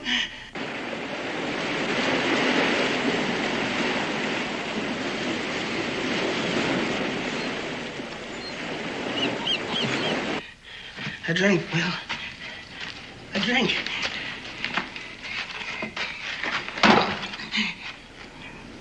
Have you got the captain's scrimshaw chart? I got this from hand. Huh? Fool, you let him here? You mean he knows where I am? No, nobody follows Judd less than I let him. That's why I was by the captain's side at the end. How did you get the chart? Supposing I don't want to say. I spent years with him in the South Seas before he ran out to Jolly Roger. And I'm the only man that can read that chart. If I croak, you'll never get one doubloon from off the golden line. The captain was a pretty clever man, burying his boys and his treasure. And without his chart, you can dig this cove from end to end to end. Poor Judd. There's a chart. What do you do with it, mate? Curse he for croaking. Curse hand for croaking. Where's that chart?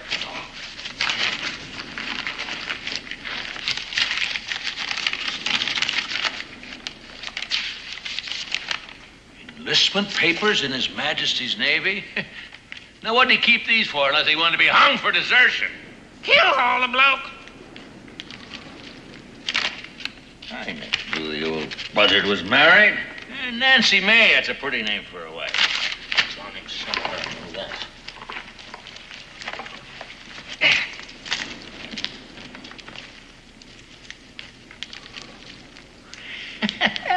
The old miser. Look at that chart. My diary!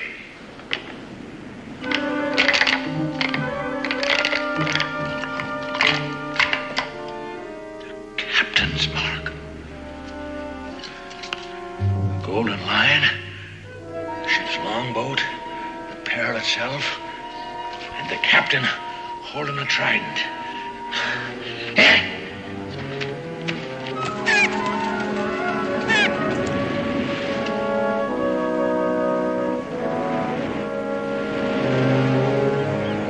Thank you, Captain. You'll be a rich crow come nightfall. Let down the hatches, storm ahead. Huh? The Boone lad? You shouldn't have invited him back. Breakers ahead.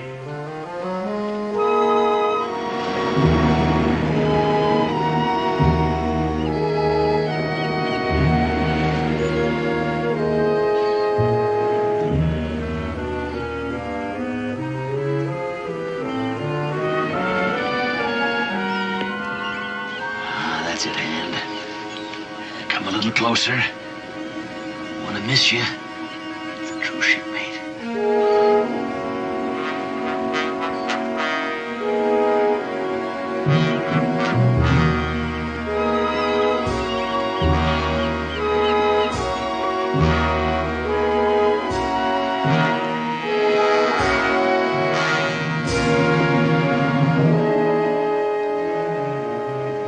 Thank you, mate. I thought she was alone. Gotta think this out. It isn't as if we were in plain view for them to see. Judd couldn't find us, and he knew where to look. But if they are lucky, you whisk this away whilst I make a deal with Hand. And if I can't, well, the good Lord made the two of us smarter than the three of them. And that's in our favor. Where could that Judd have got to? Either he stopped bleeding or it don't show on these rocks. I don't like this place. Why'd he come here? This be Black Cove, dummy. Treasure's buried hereabouts. I ain't dumb. Don't call me dummy!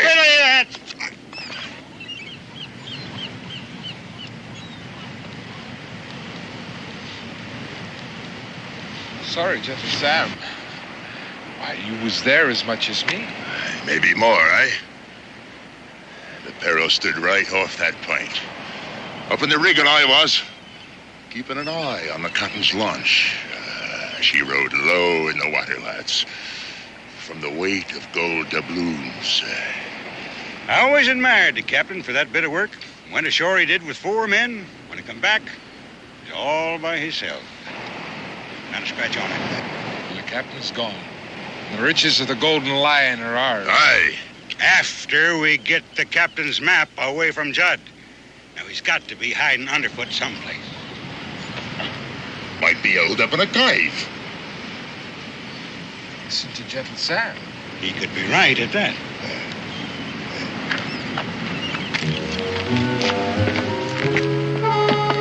Now, the second I give the sign, you get it out of here. Aye, aye, sir.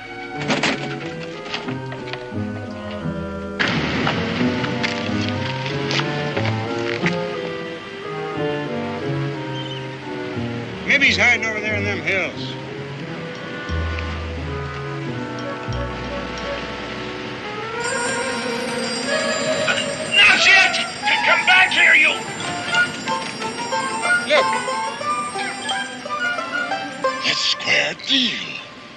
Will Scataway ain't far away.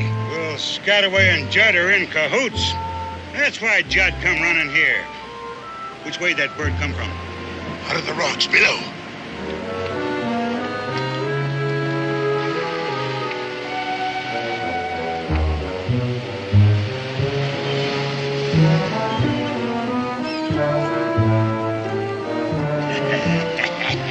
Right where I say. Spread out. Keep low behind the rocks. They know we're here. Watch out for Will Scataway. He'll have a trick up his sleeve.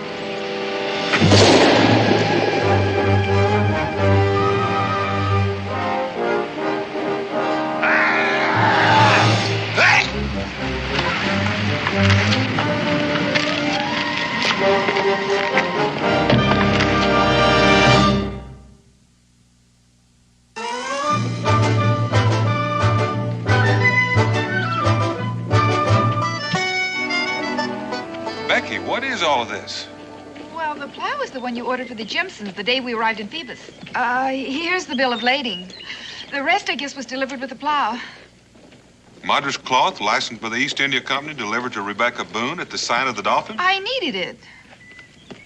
I suppose we couldn't have made the trip without this fancy plate. Oh, Dan, I'm so tired of our wooden ones. I'm even afraid to try to read this Chinese writing. I fancy it says tea. Cincinnatus hasn't had an ounce since spring, and everybody needed it. I can think of one person who doesn't need it. Oh, I'm not riled at you, Becky, but... Thank you very much. Dan, I'm rewrapping these smaller parcels to make it easier for you to pack them. Oh, that's very nice. Doesn't make the wagon any bigger. You know, by the time I've piled all this on top of that, it's going to make this wagon so top-heavy. What are we going to do? Go down to the smithy and get a bigger wagon. Pa! Ma! You'll never guess. You bought something with your newly minted silver crown. No, a crow took it. A what? A crow. He flew into my room and traded me for it. Well, I reckon you've seen the last of your coin. Oh, no, sir. I followed him. He had a gold chain around his neck. A crow with a gold chain? Pure, solid gold. Square Deal's his name, and a deal's his motto. He can talk. He lives down by the ocean in a little cave. Well, I always thought he was a parrot. I think he's a pirate. If you use that sort of language, Buccaneers plighter. Oh, Israel. His best shipmate was named Israel, too. But he ended up climbing the king's rope. What? They hung him. Daniel. I'll talk to him when I get back. We're leaving tomorrow, I hope. And high time. Pa didn't believe me. That's because you exaggerate. And you went to the docks without breakfast after I told you. No, ma'am. Just come with me right now and I'll prove it. Right now, you're going upstairs and you're to comb your hair and wash your face. And then you're going downstairs and apologize to Mrs. Browning for being late. And then you're going to ask her to please feed you.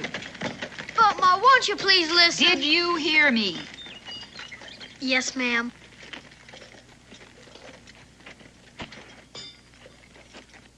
Hey, these are pretty. Yes, ma'am. I'm going. But I did say talking crow. Oh, heavens to Betsy. Talking crows. Gold chains. Pirates.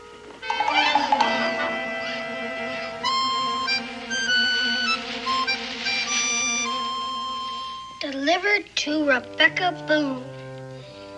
Sign of the Dolphin.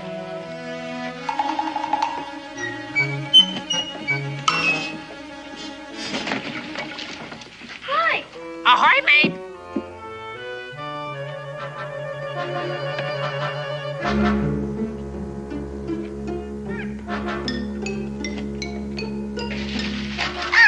Hey!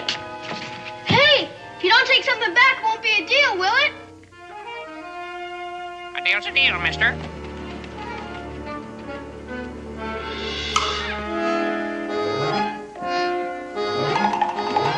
Well, at least you got something. Evidently, it's ivory.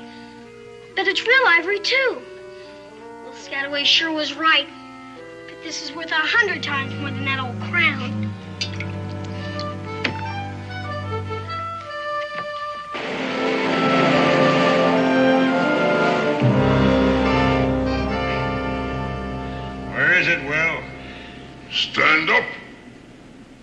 What'd you do with it? I don't know what you're talking about. Next, I suppose you'd be saying you don't know Judd neither, right? I knew Judd, Gentle Sam. See, I might have admitted I did. Why shouldn't he? It don't do us no good, and besides, we know he knew Judd. Hey, that's right. We were all shipmates on the Peril, weren't we? Hey, stand up!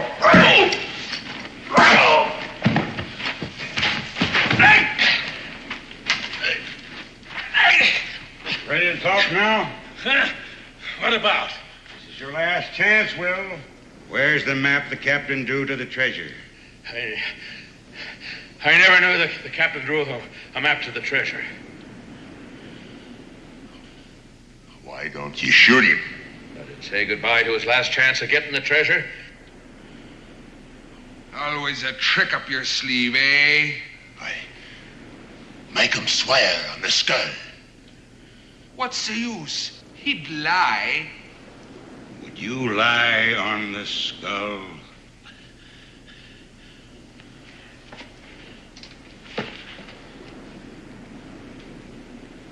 This looks like Short Joseph.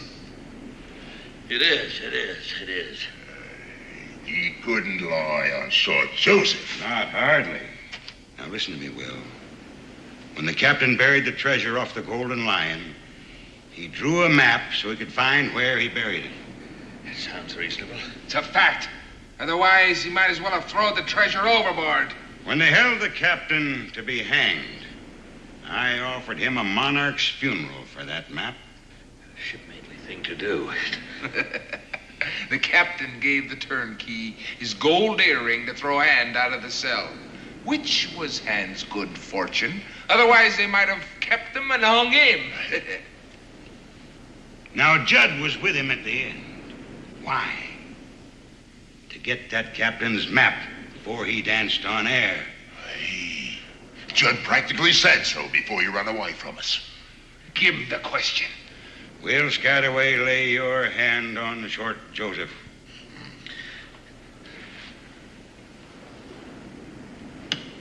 Where is the map the captain drew to the treasure?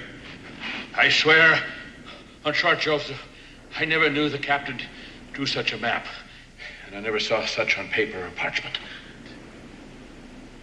He lied. He lied on Short Joseph.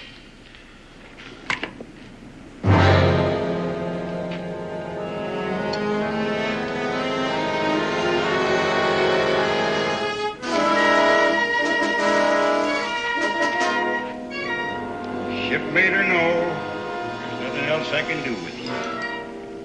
Hand! Look at this. The map was folded up inside. Square deal. Will knew I'd be after Judd, so he sent that bird away with it. Where'd he take it, Will? There's no use of asking a man that'd lie on Short Joseph. Well, when a man lives right, his rewards come to him. I must have been living right, not even noticed it. There'll be no getting away this time. Abandon ship! Abandon ship!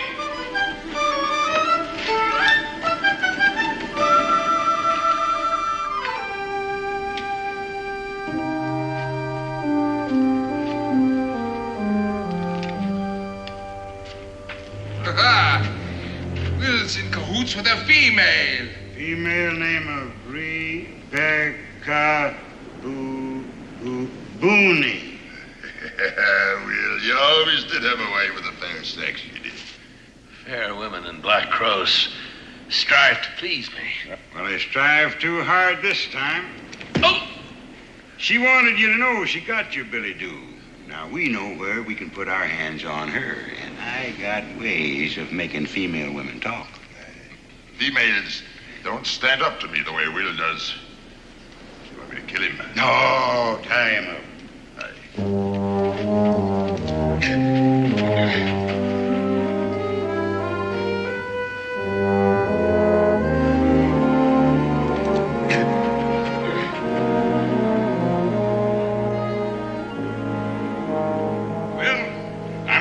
You dig up the treasure for me.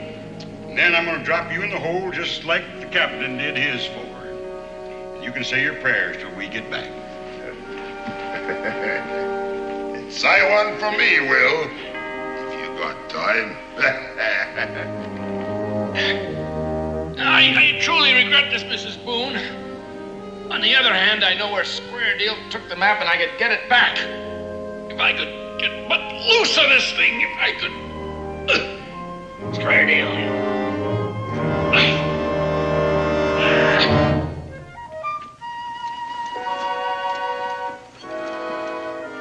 But it is real ivory, huh, Ma? It most certainly is, and the finest example of scrimshaw carving I've ever seen. How much money is it worth? Israel Boone, you look me in the eye and tell me to whom this valuable ornament belongs. To me, Ma. Don't you dare tell me again a bird brought it.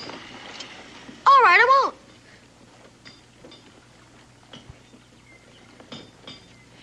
Do you know where it came from? Well, I got an idea. Israel. Yes, ma'am. Yes, I do. Then you march right back with it.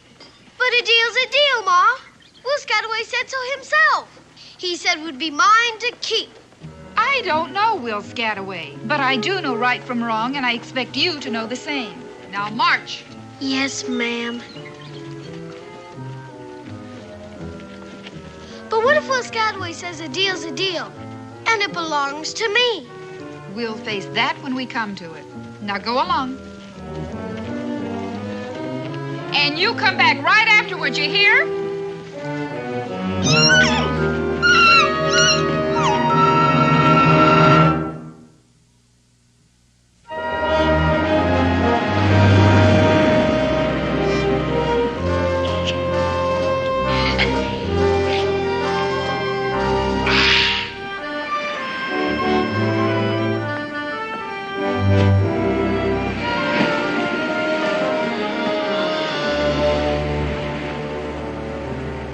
He didn't think much of his trade once he got it home.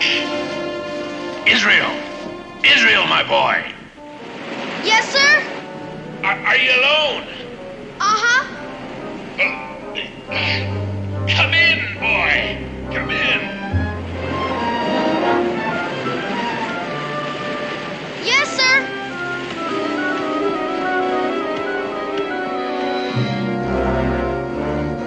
What happened here? What do you got in the barrel? Don't ask questions, son. Just try and loosen me, will you? Yes, sir. I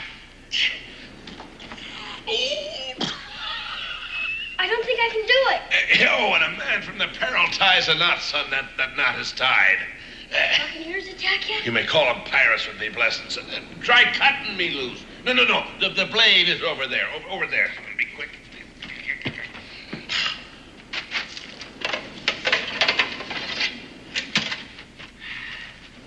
This is sharp. It had to be. Belonged to the head chopper of the Tower of London, boy.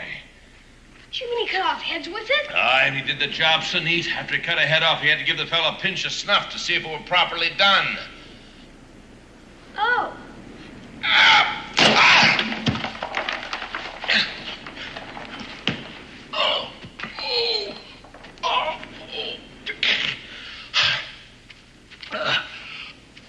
Are you in pain, Mr. Scataway? No, son. I'm just getting the circulation back in the old limbs, that's all.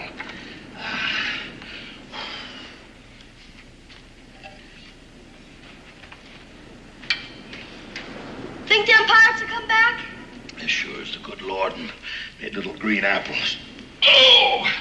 This time, I tell you, we're gonna have a few surprises and wait for them. I'll ask my pa to help you.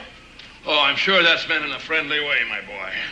Any pirate he meets up with will be in bad trouble. Well, I'm sure of that. You remember what I told you?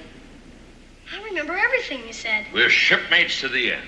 Well, that's a solemn prophecy come true because you proved yourself to be a true shipmate. Thank you, sir. You saved this old man's life, and I'll be thanking you when it ebbs out to sea for the last time, my boy. Shipmate, your other prophecy also turned out to be true. Who did it now? You know, the one about not taking back my newly minted silver crown.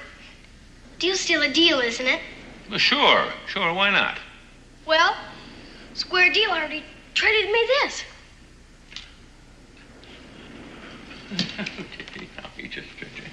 My mother said I must take it back. Well, I'm sure. Sentiment of noble womanhood. Your mother's a fine. I know that. I really do know that. She just wouldn't believe me when I tried to tell her that a deal's a deal. I think she would if you told her. I said, if you just explained... I heard, Israel. I heard, son. Maybe some other time. Yeah, maybe some other time. Sure, why not? Except we won't be here. You won't be here? Well, why won't you be here? We're going home.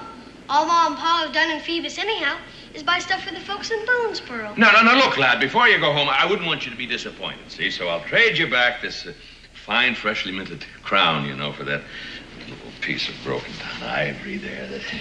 No, thank you. I like the ivory better. Bye. Bye, son. Wait a minute. Look, do you happen to be a card player? We've got an author's deck back home. No, that's one I don't know, authors. Well, say it out 3 Shakespeares.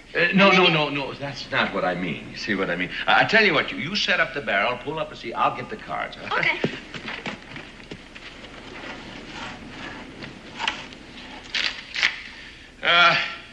Here's a little card game, a seafaring game.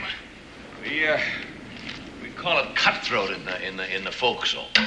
Why do they? Well, we'll just play a few games in the open, you know, till you learn the ins and outs of it. There you are. Cut. And you need it. What a mess! What a mess!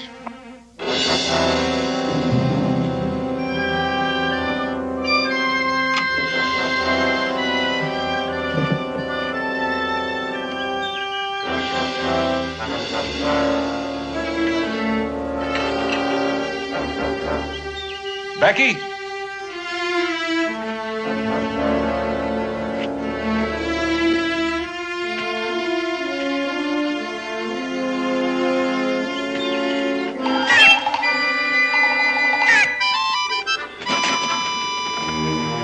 Becky! Israel!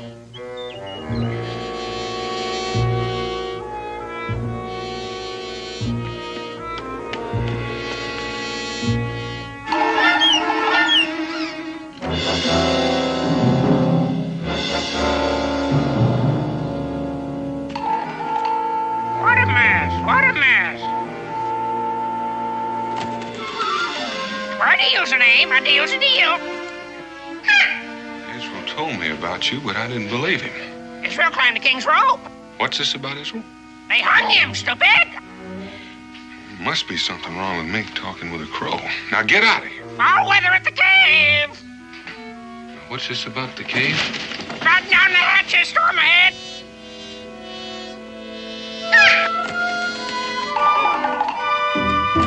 Now hold on a minute. Wait a minute, will you?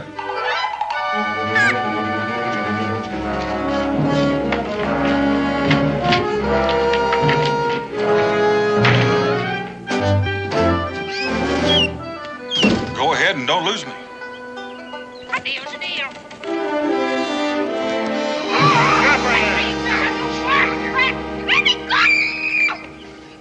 All right. Where is it, Beck? Where is what? Where is that treasure map? I don't know anything about a map, and I don't know anything about a treasure. And I think you've been listening to too many sailor stories. Hey, maybe I should wallop her, eh? In a minute.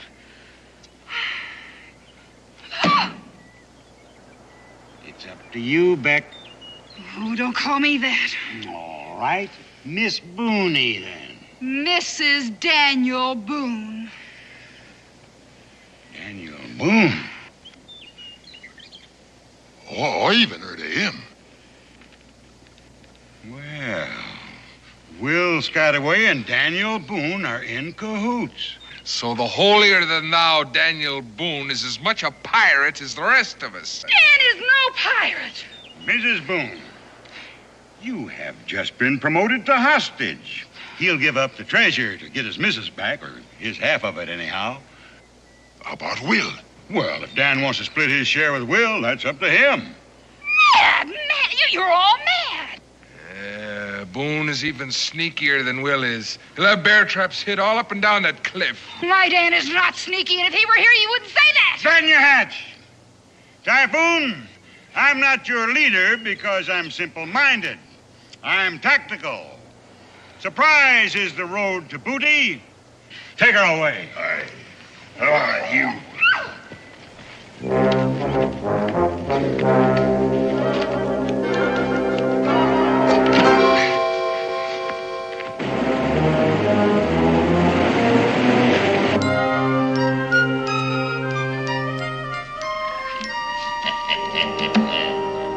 I win again, even with the cards face down. You were born to this game, Israel. Let's make it interesting. It is interesting. You like my head chopper sword? Oh, yes. As much as that ivory trifle square deal traded you? Well... How about the sword and these golden doubloons? Gee. I'll bet you the lot against that ivory trifle. Oh, no. Oh, why not? I'm not allowed to bet. There's no more time for compassion. Time for what? Just look at the sword and the doubloons. They are interesting. I've got no more character. I'm getting old. Well, now, you may not get any older. Pa! Outside with me. Now, where's my wife?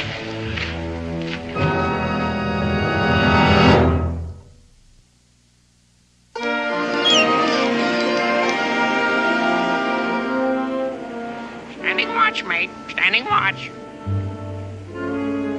You stand watch for both of us.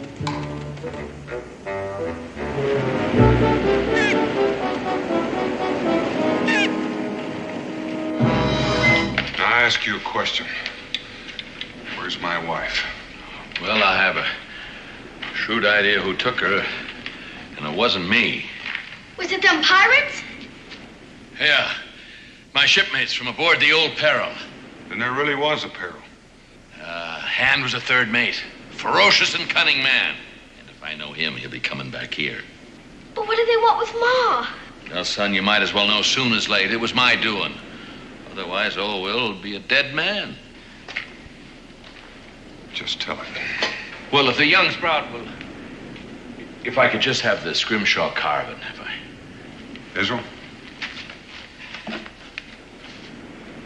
This is what Hand wants, only don't know what it is. Then how can he want it?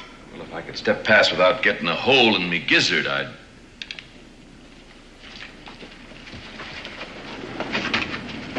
Gaze upon Black Cove. First time I laid eyes on it was 2 days after we sacked the Golden Lion. Ah, the Golden Lion. A rich prize she was. Every man Jack on the Peril put his back into the task as we raised every inch of sail and clothes for battle.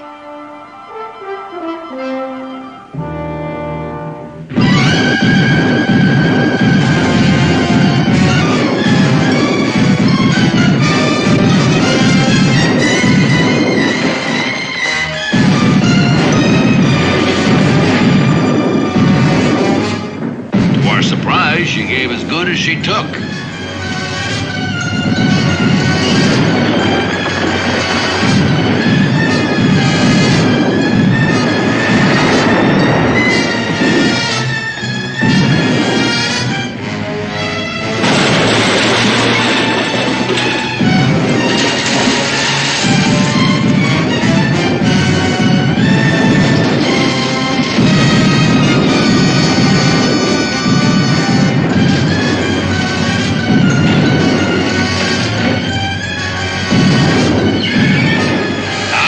See Short Joseph at the wheel when he ended his days. Fire and cannonball were everywhere. Still, the Golden Lion was no match for the skill and daring of the men of the Peril. It was only a matter of time till the crew of that prize ship lay dead on her decks. Dead to a man. We got her treasure aboard. But we were sore hurt. We barely managed to limp into this cove and beach her for repairs. That ship brought us fame and it brought us trouble. A ship of war was at our heels and we hid there. Set out to sea with the treasure in our holds. Well, His Majesty has ropes enough. Bury it, the captain said. Sounds reasonable.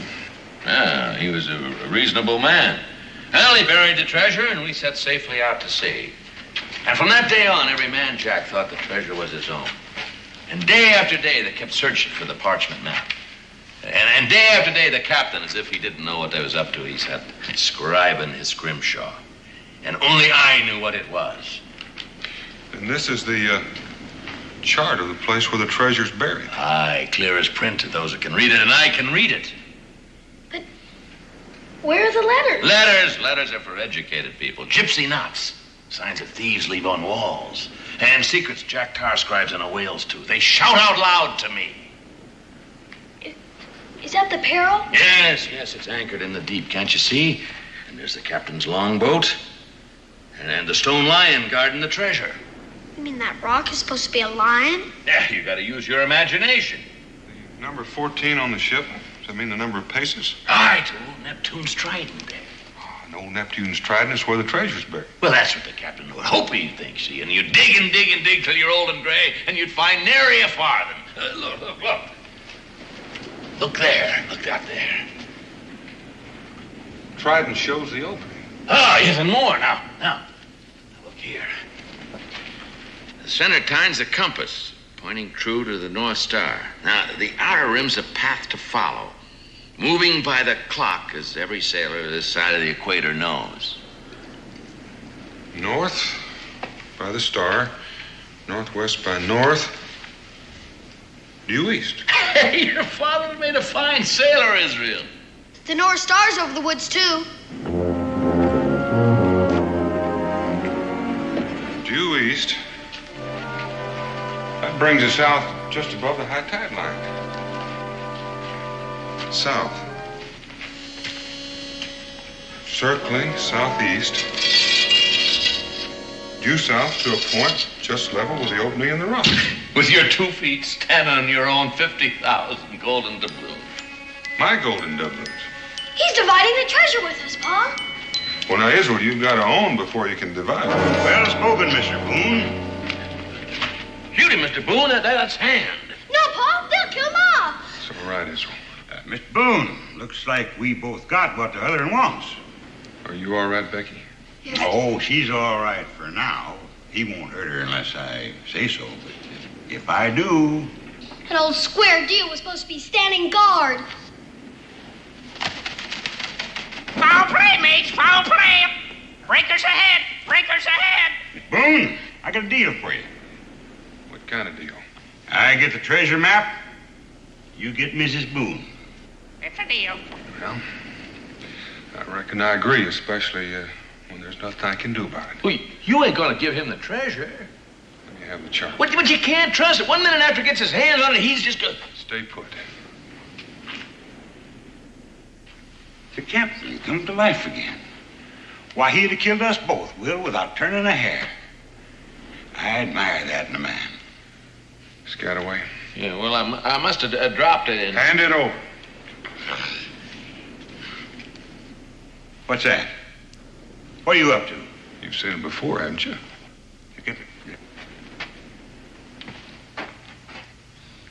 Captain Scrimshaw. No wonder we were never able to find that chart. He never even bothered to hide it.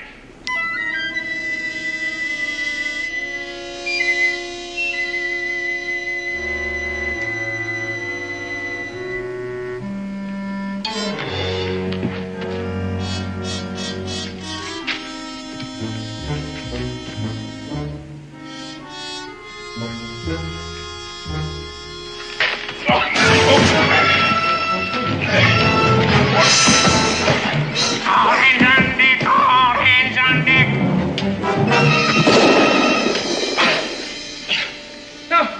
do that for?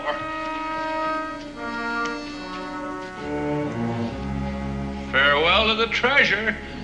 Looks like we're going to have quite a hanging. Climb the king's row! I ain't hanging for nothing. Neither.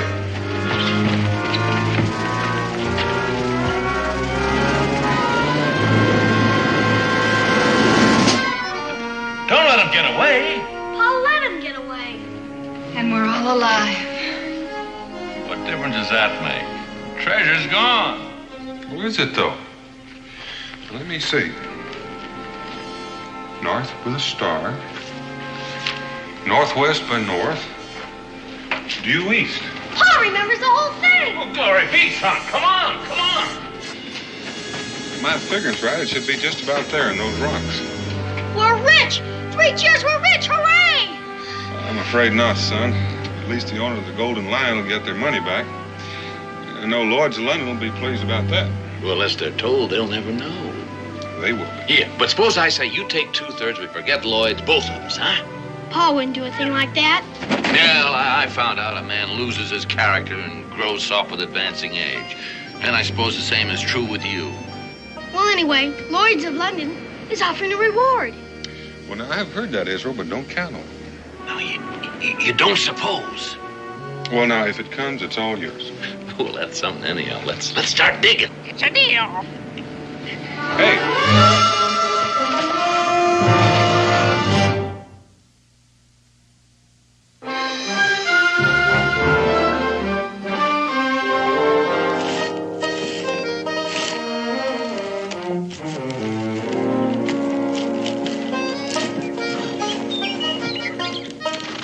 All right, Will. Aye, mate.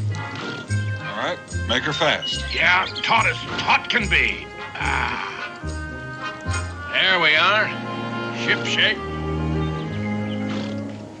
Oh, no, Becky. But these are our things, Dan. Slack her off, Will. All right.